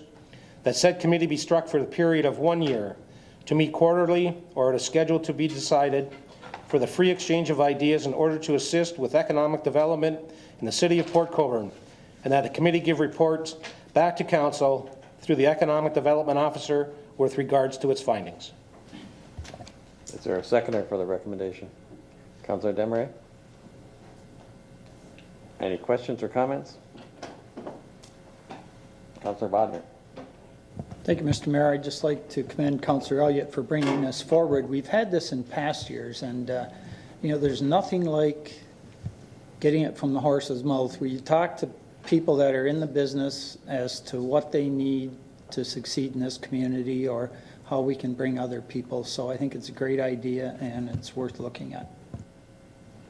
Thank you. Any other comments?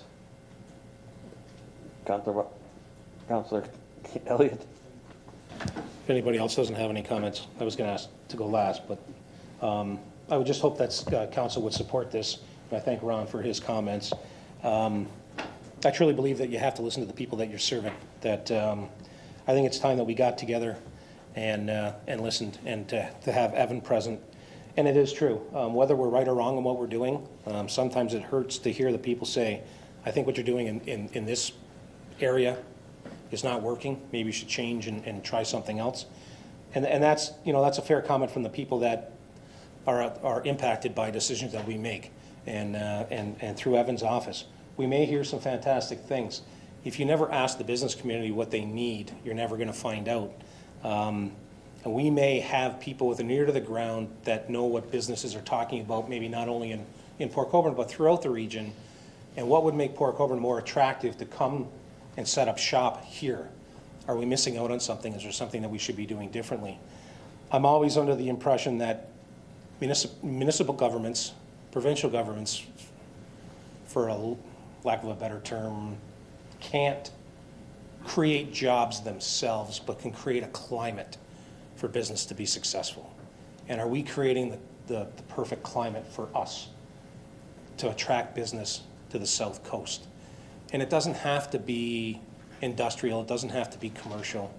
It could be retail, it could be tourism. Because I know that Ron is working really hard with the South Coast Tourism Association to promote tourism. What is it that we're going to be? What defines us? What sets us apart? Is there something that we can promote differently that will allow us to show the difference in the South Coast as opposed to anywhere else? Be a quality of life. What do we hold for the future? What assets do we have that people would really like to have to live in this town? So, city.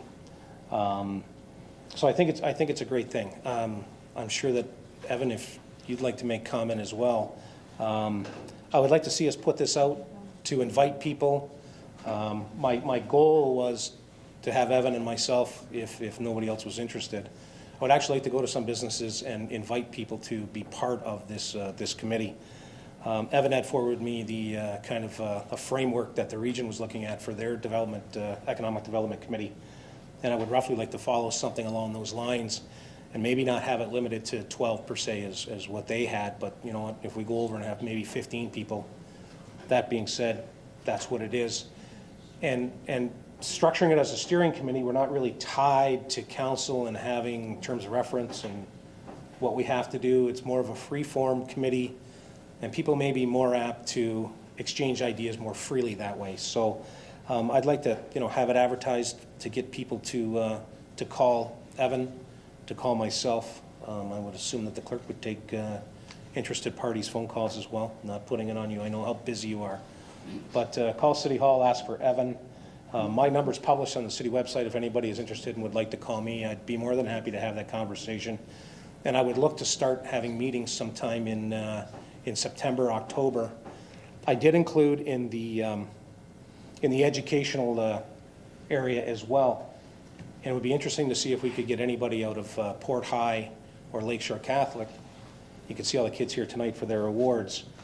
And more with an eye on design to get maybe somebody that's the student council president from both schools, or somebody off their councils and sit on it. They're the ones that we really have to listen to. It's the next generation that's coming up, and what do they want us to provide for them to be able to stay in town, and what kind of climate are they looking for? School to them is completely different than what we went through, so it would be interesting to hear their opinions as well. So I would look at something September, October, have a mixed bag across the complete spectrum, involve the BIAs, commercial and industrial sectors as well, retail, both BIAs. I'd like to have members from both of them sit on it as well. And Evan, if you've got anything to add to it, I'd like to hear what you have. Mr. Osh, any comments? Thank you, Councillor Elliott. Through you, Mr. Mayor. I think basically economic development is too important of a task to be done in isolation. Certainly having a forum for any interested parties. They might not even necessarily have to be connected to a specific private sector enterprise. Could be a retired person with lots of ideas about how the city could be improving its economic development delivery.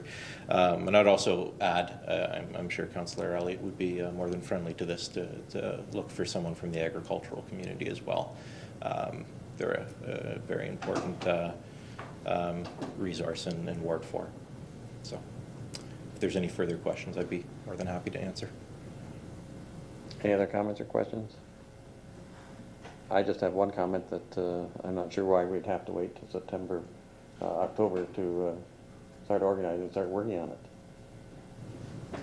I was only looking at September to have the first meeting, just so we can get out to advertise that we're going to do this, and maybe by the time we get people together to see what dates work best for them.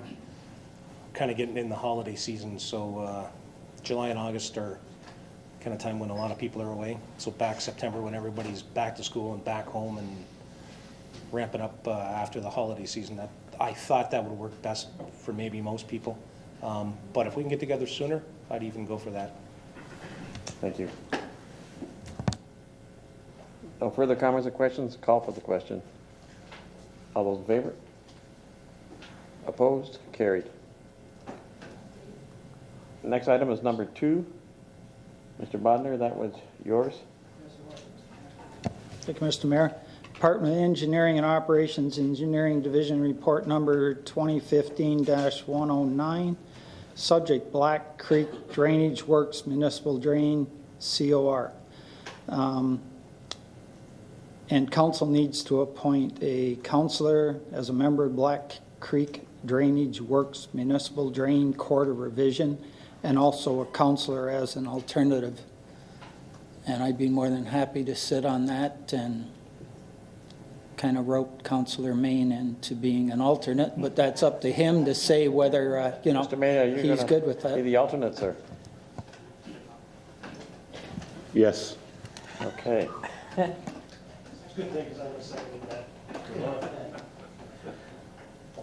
Then could you move the recommendation then, filling in the blanks, Mr. Bodnar? Sure. That council appoint Councillor Bodnar as a member of the Black Creek Drainage Works Municipal Drain Court of Revision, and Councillor Main as an alternate. And I understand from Mr. Hanson that the final date hasn't been set, but it will be sometime in August, I think. Maybe Mr. Hanson wants to comment on that. Through Mr. Mayor and Councillor Bodnar. Subsequent to the writing of this report on May 28th, we realized that there was an error in notifications that were sent out to all the stakeholders on the drain itself.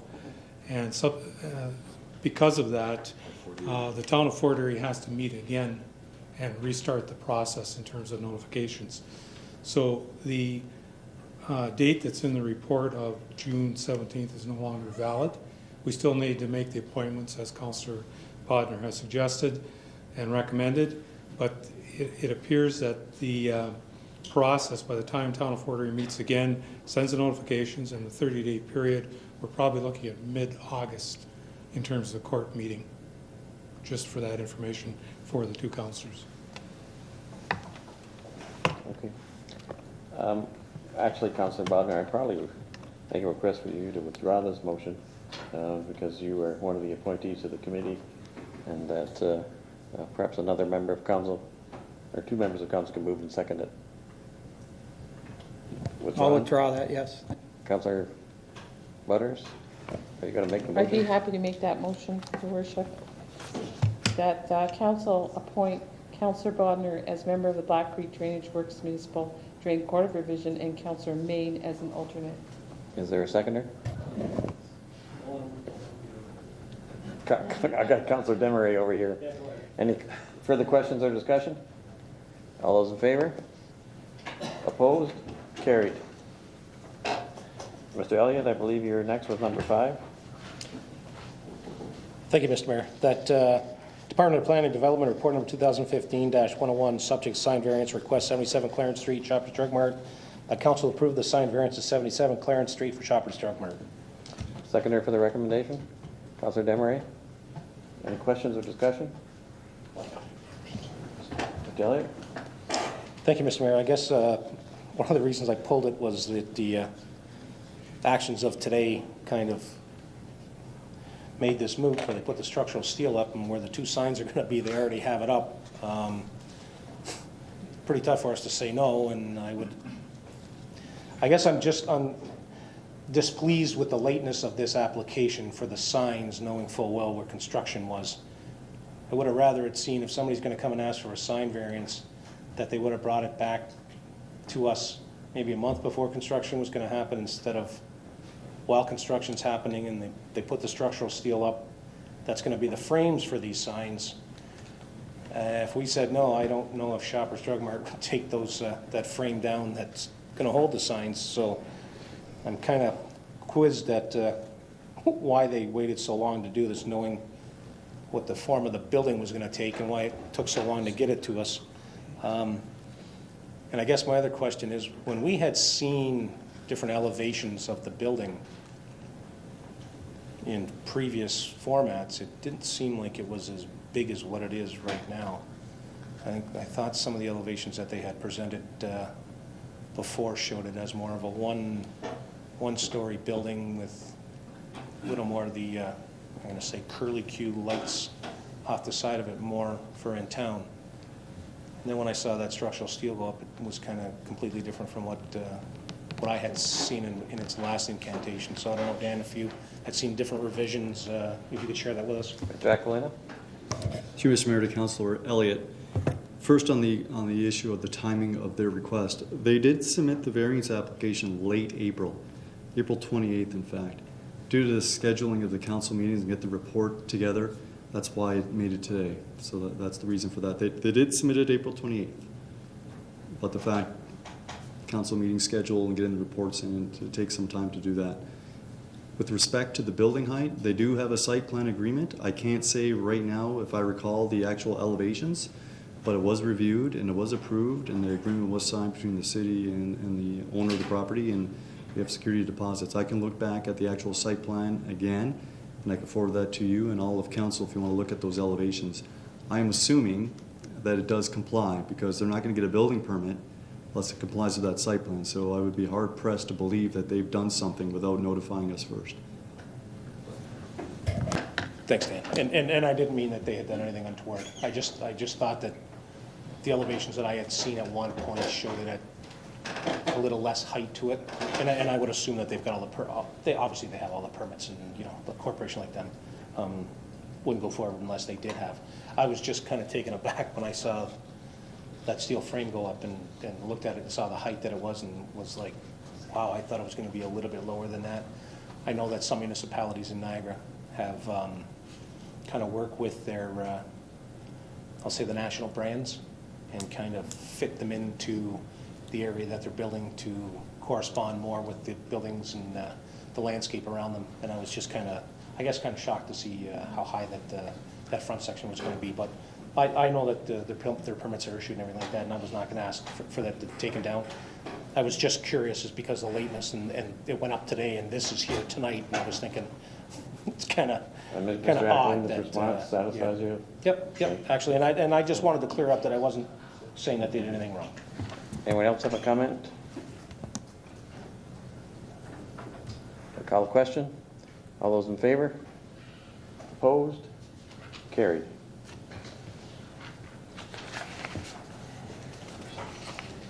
Item number 6, Mr. Bodnar and Ms. Kenny. Either one of you. Thank you, Mr. Mayor. Oh. Doesn't matter. You weren't, Ron Coleman, I just said I'd like to speak to him. Okay, Mr. Bodnar, do you want to make? Thank you, Mr. Mayor. recommendation? Department of Planning and Development, Economic Development Division, report number 2015-110. Subject, information report, Scotiabank Convention Center Club Lounge sponsorship. The City Council received this report for information. Is there a seconder for the recommendation? Councilor Waters? Comments or discussion? Mr. Lauder? Thank you, Mr. Mayor.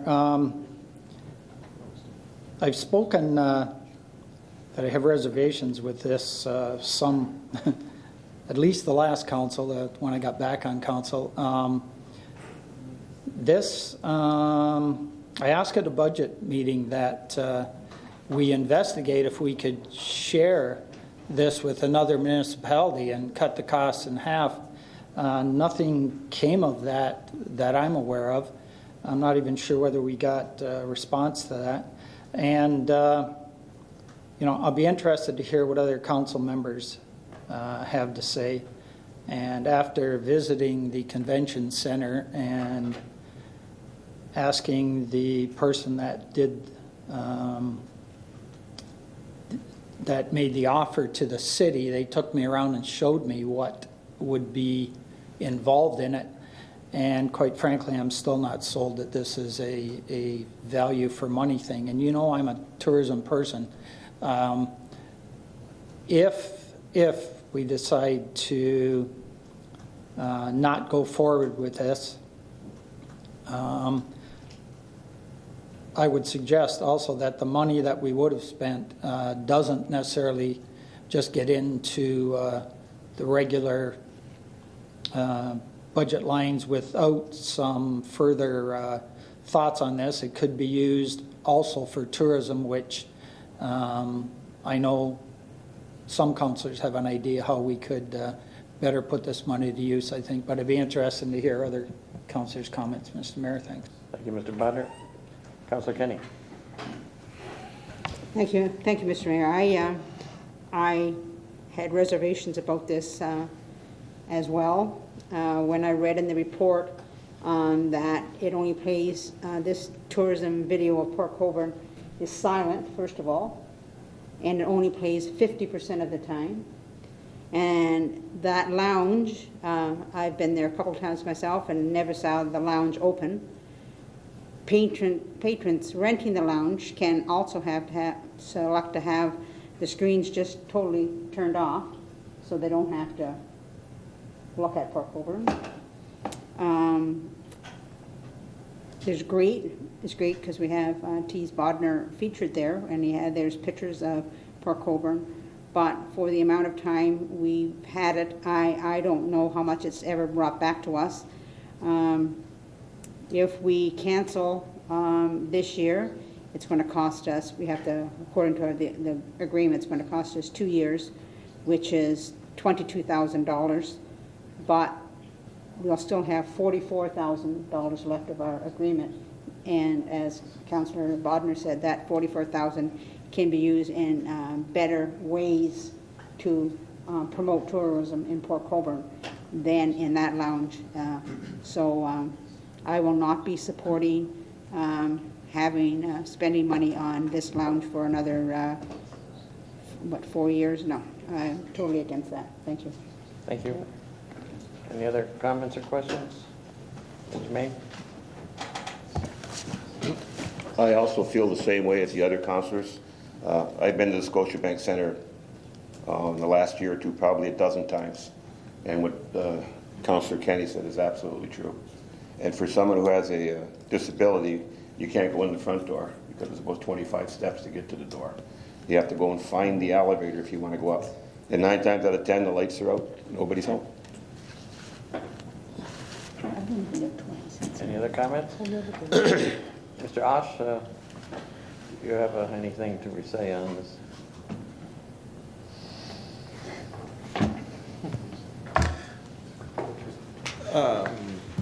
Thank you for this opportunity, Mr. Mayor. You're welcome. Certainly the value of the sponsorship over the past 4 years, where we've just had the room, it's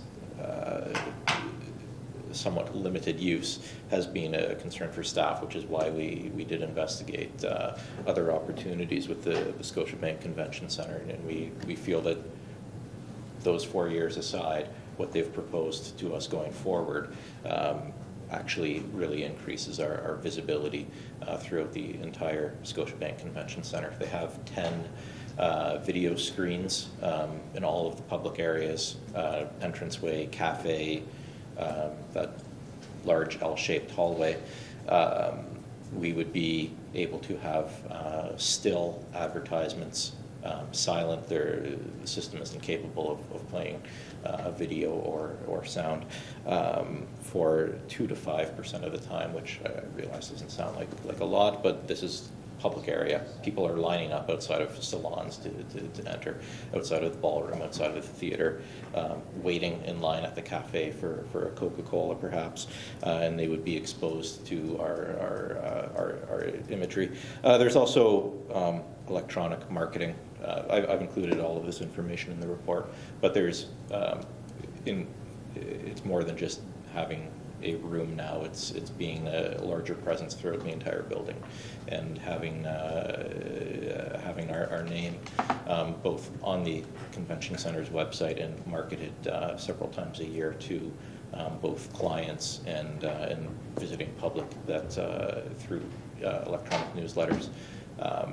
And visitor or usership of the center was just shy of, or just over, I forget, around 195,000 people in 2014. This would be our exposure. So it's considerably more than what's than people that have been using just the Port Colborne Lounge in the past few years. Councillor Butters and Councillor Dennery. Thank you, Mr. Mayor. I remember when this first came to us, and I wasn't a big fan of it then, and I'm even a less fan of it now. So I too would be okay with canceling this space sponsorship agreement and putting the $44,000 that we would have, you know, to our benefit into some other program of tourism that we will control, and we can make maybe a better decision on how we want that money spent. I don't see this as getting great value, but that's just my opinion. Thank you. Was there anyone else? Councillor Dennery. Thank you, Mr. Mayor. I would agree with everybody that has spoken so far. I haven't been a fan of this as well, and I'm still not. I'm taking a look at what's being offered, and I just don't see the big value there. And I went as far as to call a few people from out of town that have gone to the convention center for various things and ask them what do they remember about Port Colborne specifically from their experience at the convention center, and no one remembered anything. I mean, I'm only talking about 5 people, but it's still 5 people who don't live in Niagara, who've been to the convention center, and those are the people that we should be targeting, and they remember nothing specifically. So that told me a lot right there. I would like to see that $44,000 if we were to decide to end this sponsorship. I would like to see the $44,000 taken and put aside and kept for tourism efforts specifically directed at Port Colborne. I think that we could serve ourselves far better that way. Mr. Bonner. Thank you, Mr. Mayor. Through you to Evan. Evan, I take it by when the original letter went out was August 24th, 2010, saying that we would do this. When is our end date for this year? How does that work? Is there, and if we do cancel this, when actually does it end? Are we into next year already, or are we, how does that, I'm just curious as to how that works. Through you, Mr. Mayor, to Councillor Bodner. The invoice, we are invoiced every March. We have not yet paid for 2015, 2016. So it would be my position that would be 11,000 plus then an additional 11,000. This is not going to be a $33,000 exit. This is a $22,000 exit.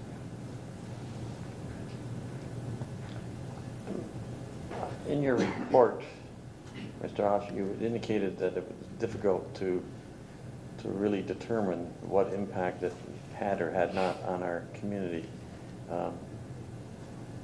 Is there anything to elaborate on that point? Do we have anything to confirm that this is of any value?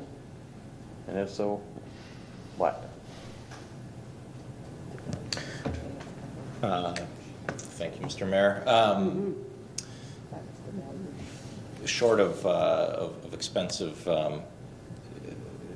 content management surveys or contact management surveys, it's kind of difficult to track the value that any of our marketing has, which isn't to say it's all worthless, but certainly it is difficult to track.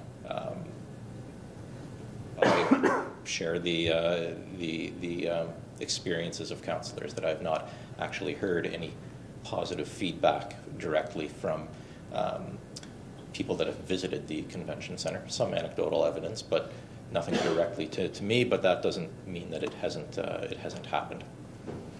And again, this is it's going forward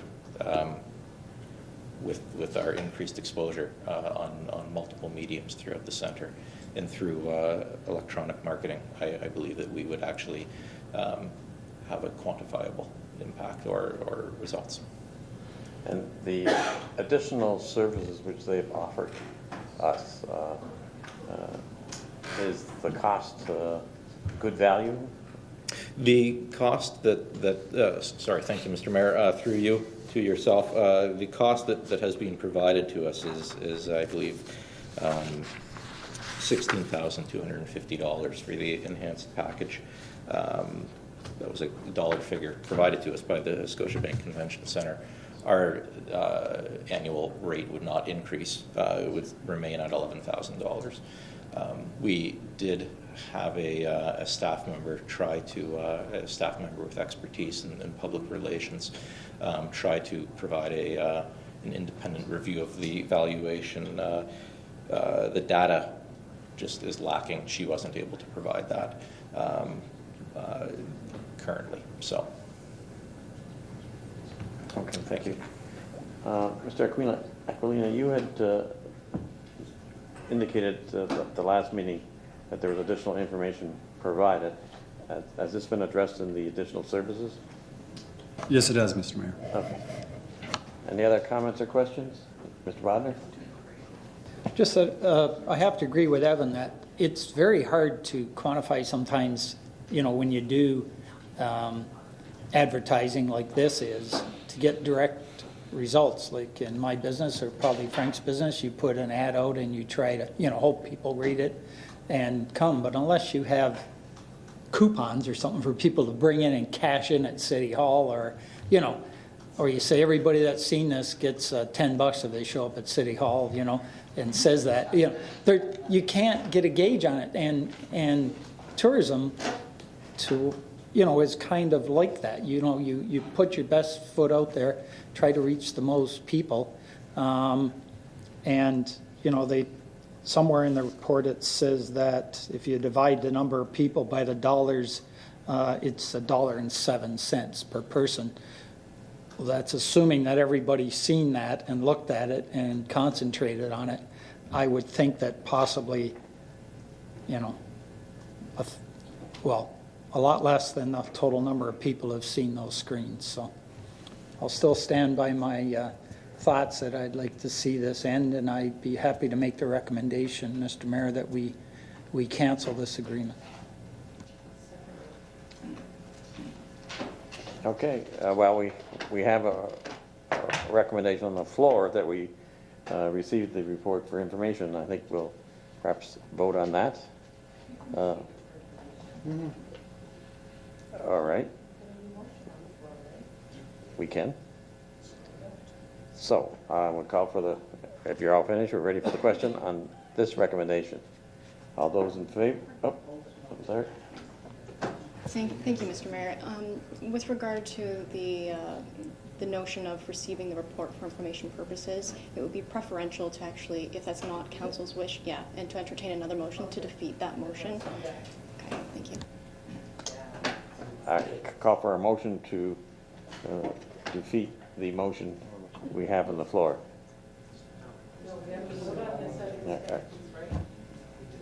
Okay, then call for the question. All those in favor? Opposed? Carried. Now, do we wish to entertain Councillor Bodner? Thank you, Mr. Mayor. I'll make a motion that we end our association with the Convention Center and notify them as soon as possible. Seconder for the motion, Councillor Butters. Any comments or discussion? Any further comments or discussion? There being... 1 second. Yeah. Maybe also including in the $44,000 saved, shifted into like a tourism budget. See Ohio? Your Worship, it's $11,000 comes before you every year in your budget. You'll make a determination if, in fact, based on the contract, you've got an $11,000 payment this year and $11,000 next year. So it won't be until the 2017 budget that will come forward. And then you'll be a consideration what you can do with the $11,000 every year. Thank you. Ready for the question? All those in favor? Opposed?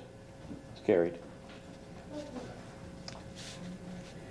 Move on to item number 15. Councillor Main, I have you as making that recommendation.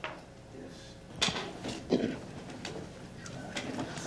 memorandum from Ashley Craig, City Clerk, dated May the 29th, 2015, the appointment of a drainage superintendent. that a bylaw to appoint a drainage superintendent be listed on the June 8th, 2015 council agenda for approval.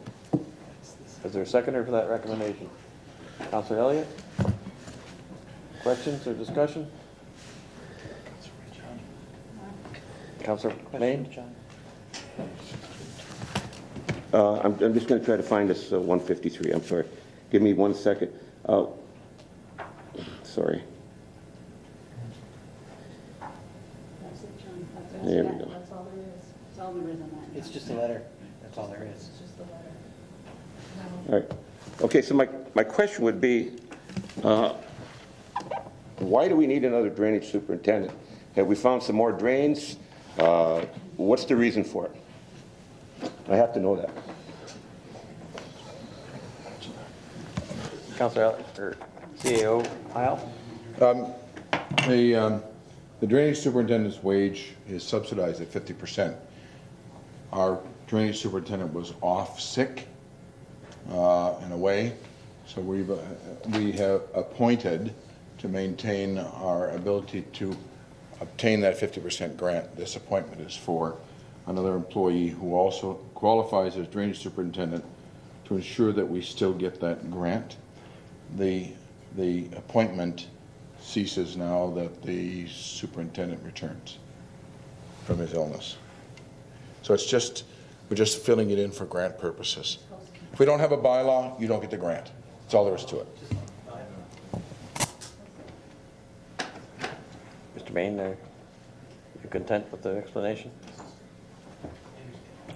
Through Mr. Mayor to Mr. Heil.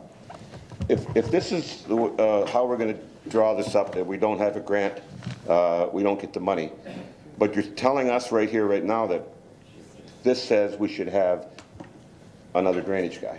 Could you change the wording in that? During the illness, we've got one superintendent who must qualify under the Drainage Act to qualify for the grant. We have only one drainage superintendent for the city of Port Colborne, not two. We're not appointing two. This bylaw will be in place once the drainage superintendent returns. This employee goes back to a technical during the process in the hierarchy and structure of the union agreement, goes back to the technologist or technician position, and our drainage superintendent, who's returned from his illness, takes over, and there's only one drainage superintendent. Through you, Mr. Mayor, to Mr. Heil. So to make it simple, we're just reshuffling the cards. We're using somebody out of the union to replace the current fellow until he comes back. There's not going to be an extra person on payroll. CAO Heil? Your worship, the short answer is there isn't an extra person. There's one drainage superintendent, and while he was off ill, where this person, this other, because the drainage superintendent is a union employee also, he was off ill. We have a fill-in, a person who qualifies to be a drainage superintendent who filled in that period. The drainage superintendent returned. The person who this bylaw covers went back to her role as a technologist in the engineering and department. It's only one person. Mr. Main? No new money, no new position. Simple. Okay, thank you. Okay, that concludes the consideration of items for discussion. You need Which one? You have to Okay. All those in favor? Opposed? It's carried. And then 16. 16. 16. Let's go by B. There's some, looking for clarification, I think she meant number 6, Mr. Heil. Yeah. So we are now complete. Items for discussion? Agreed? Are there any notices of motion from members of council? There being none, call for motion to adjourn. Councillor Danch, seconded by Councillor Bodnar. All those in favor? Carried. Move on to the regular meeting of council of June 8th, following committee of the whole. Are there any addendum items, Madam Clerk? Thank you, Mr. Mayor, none this evening. Could I entertain a motion to confirm the agenda? Moved by Councillor Elliott, seconded by Councillor Kenny. Any comments? Call for the question. All those in favor? Opposed? Carried. Any disclosures of interest? There being none, so note that. Adoption of the minutes of the 18th meeting, regular council of May 25th, 2015. Call for motion. Moved by Councillor May, seconded by Councillor Desmarais. All those in favor? Opposed? Carried. Determination of council items requiring separate discussion. Any additional items? There being none, then I call for adoption of council items not requiring separate discussion. All those in favor? Mover, Madam Desmarais. Seconder, Councillor Kenny. Any questions or comments? There being none, call for the question. All those in favor? Carried. Madam Clerk, are there any proclamations this evening? None? None this evening. Are there any minutes of boards, commissions, and committees? There's the minutes of the Flavors Advisory Committee meeting of April 14th. Motion to accept. Councillor Bodnar, second by Councillor Butters. Any comments or questions? All those in favor? Opposed? Carried. Are there any notices of motion? We have introduction and consideration of passage of bylaws. Madam Clerk. Thank you, Mr. Mayor, that the following bylaws be read 3 times and finally passed. Bylaw 6247, 7315, being a bylaw to appoint a drainage superintendent pursuant to the Drainage Act, and bylaw 6248, 7415, being a bylaw to authorize entering into an amended lease agreement renewal with Port Colborne Grain Terminal and to repeal bylaw 6203, 2915. We call for a motion to pass those bylaws for 3 readings. Motion by Councillor Butters, seconded by Councillor Desmarais. Any comments or questions? Mr. Elliott, do you have a question? All those in favor? Opposed? Carried. We have the confirmatory bylaw. Madam Clerk.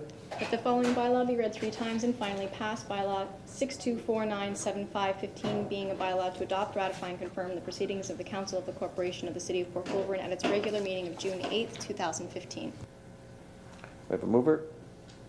Councillor Butters. Seconder, Councillor Bodnar. Any comments, questions? Being none, call for the question. All those in favor? Opposed? Carried. Motion to adjourn, Councillor Danch. I got back just in time. Seconded by Councillor Kenny. Call for the question. All those in favor? Carried. Thank you very much for your presence this evening. And thanks, staff, for being here as well.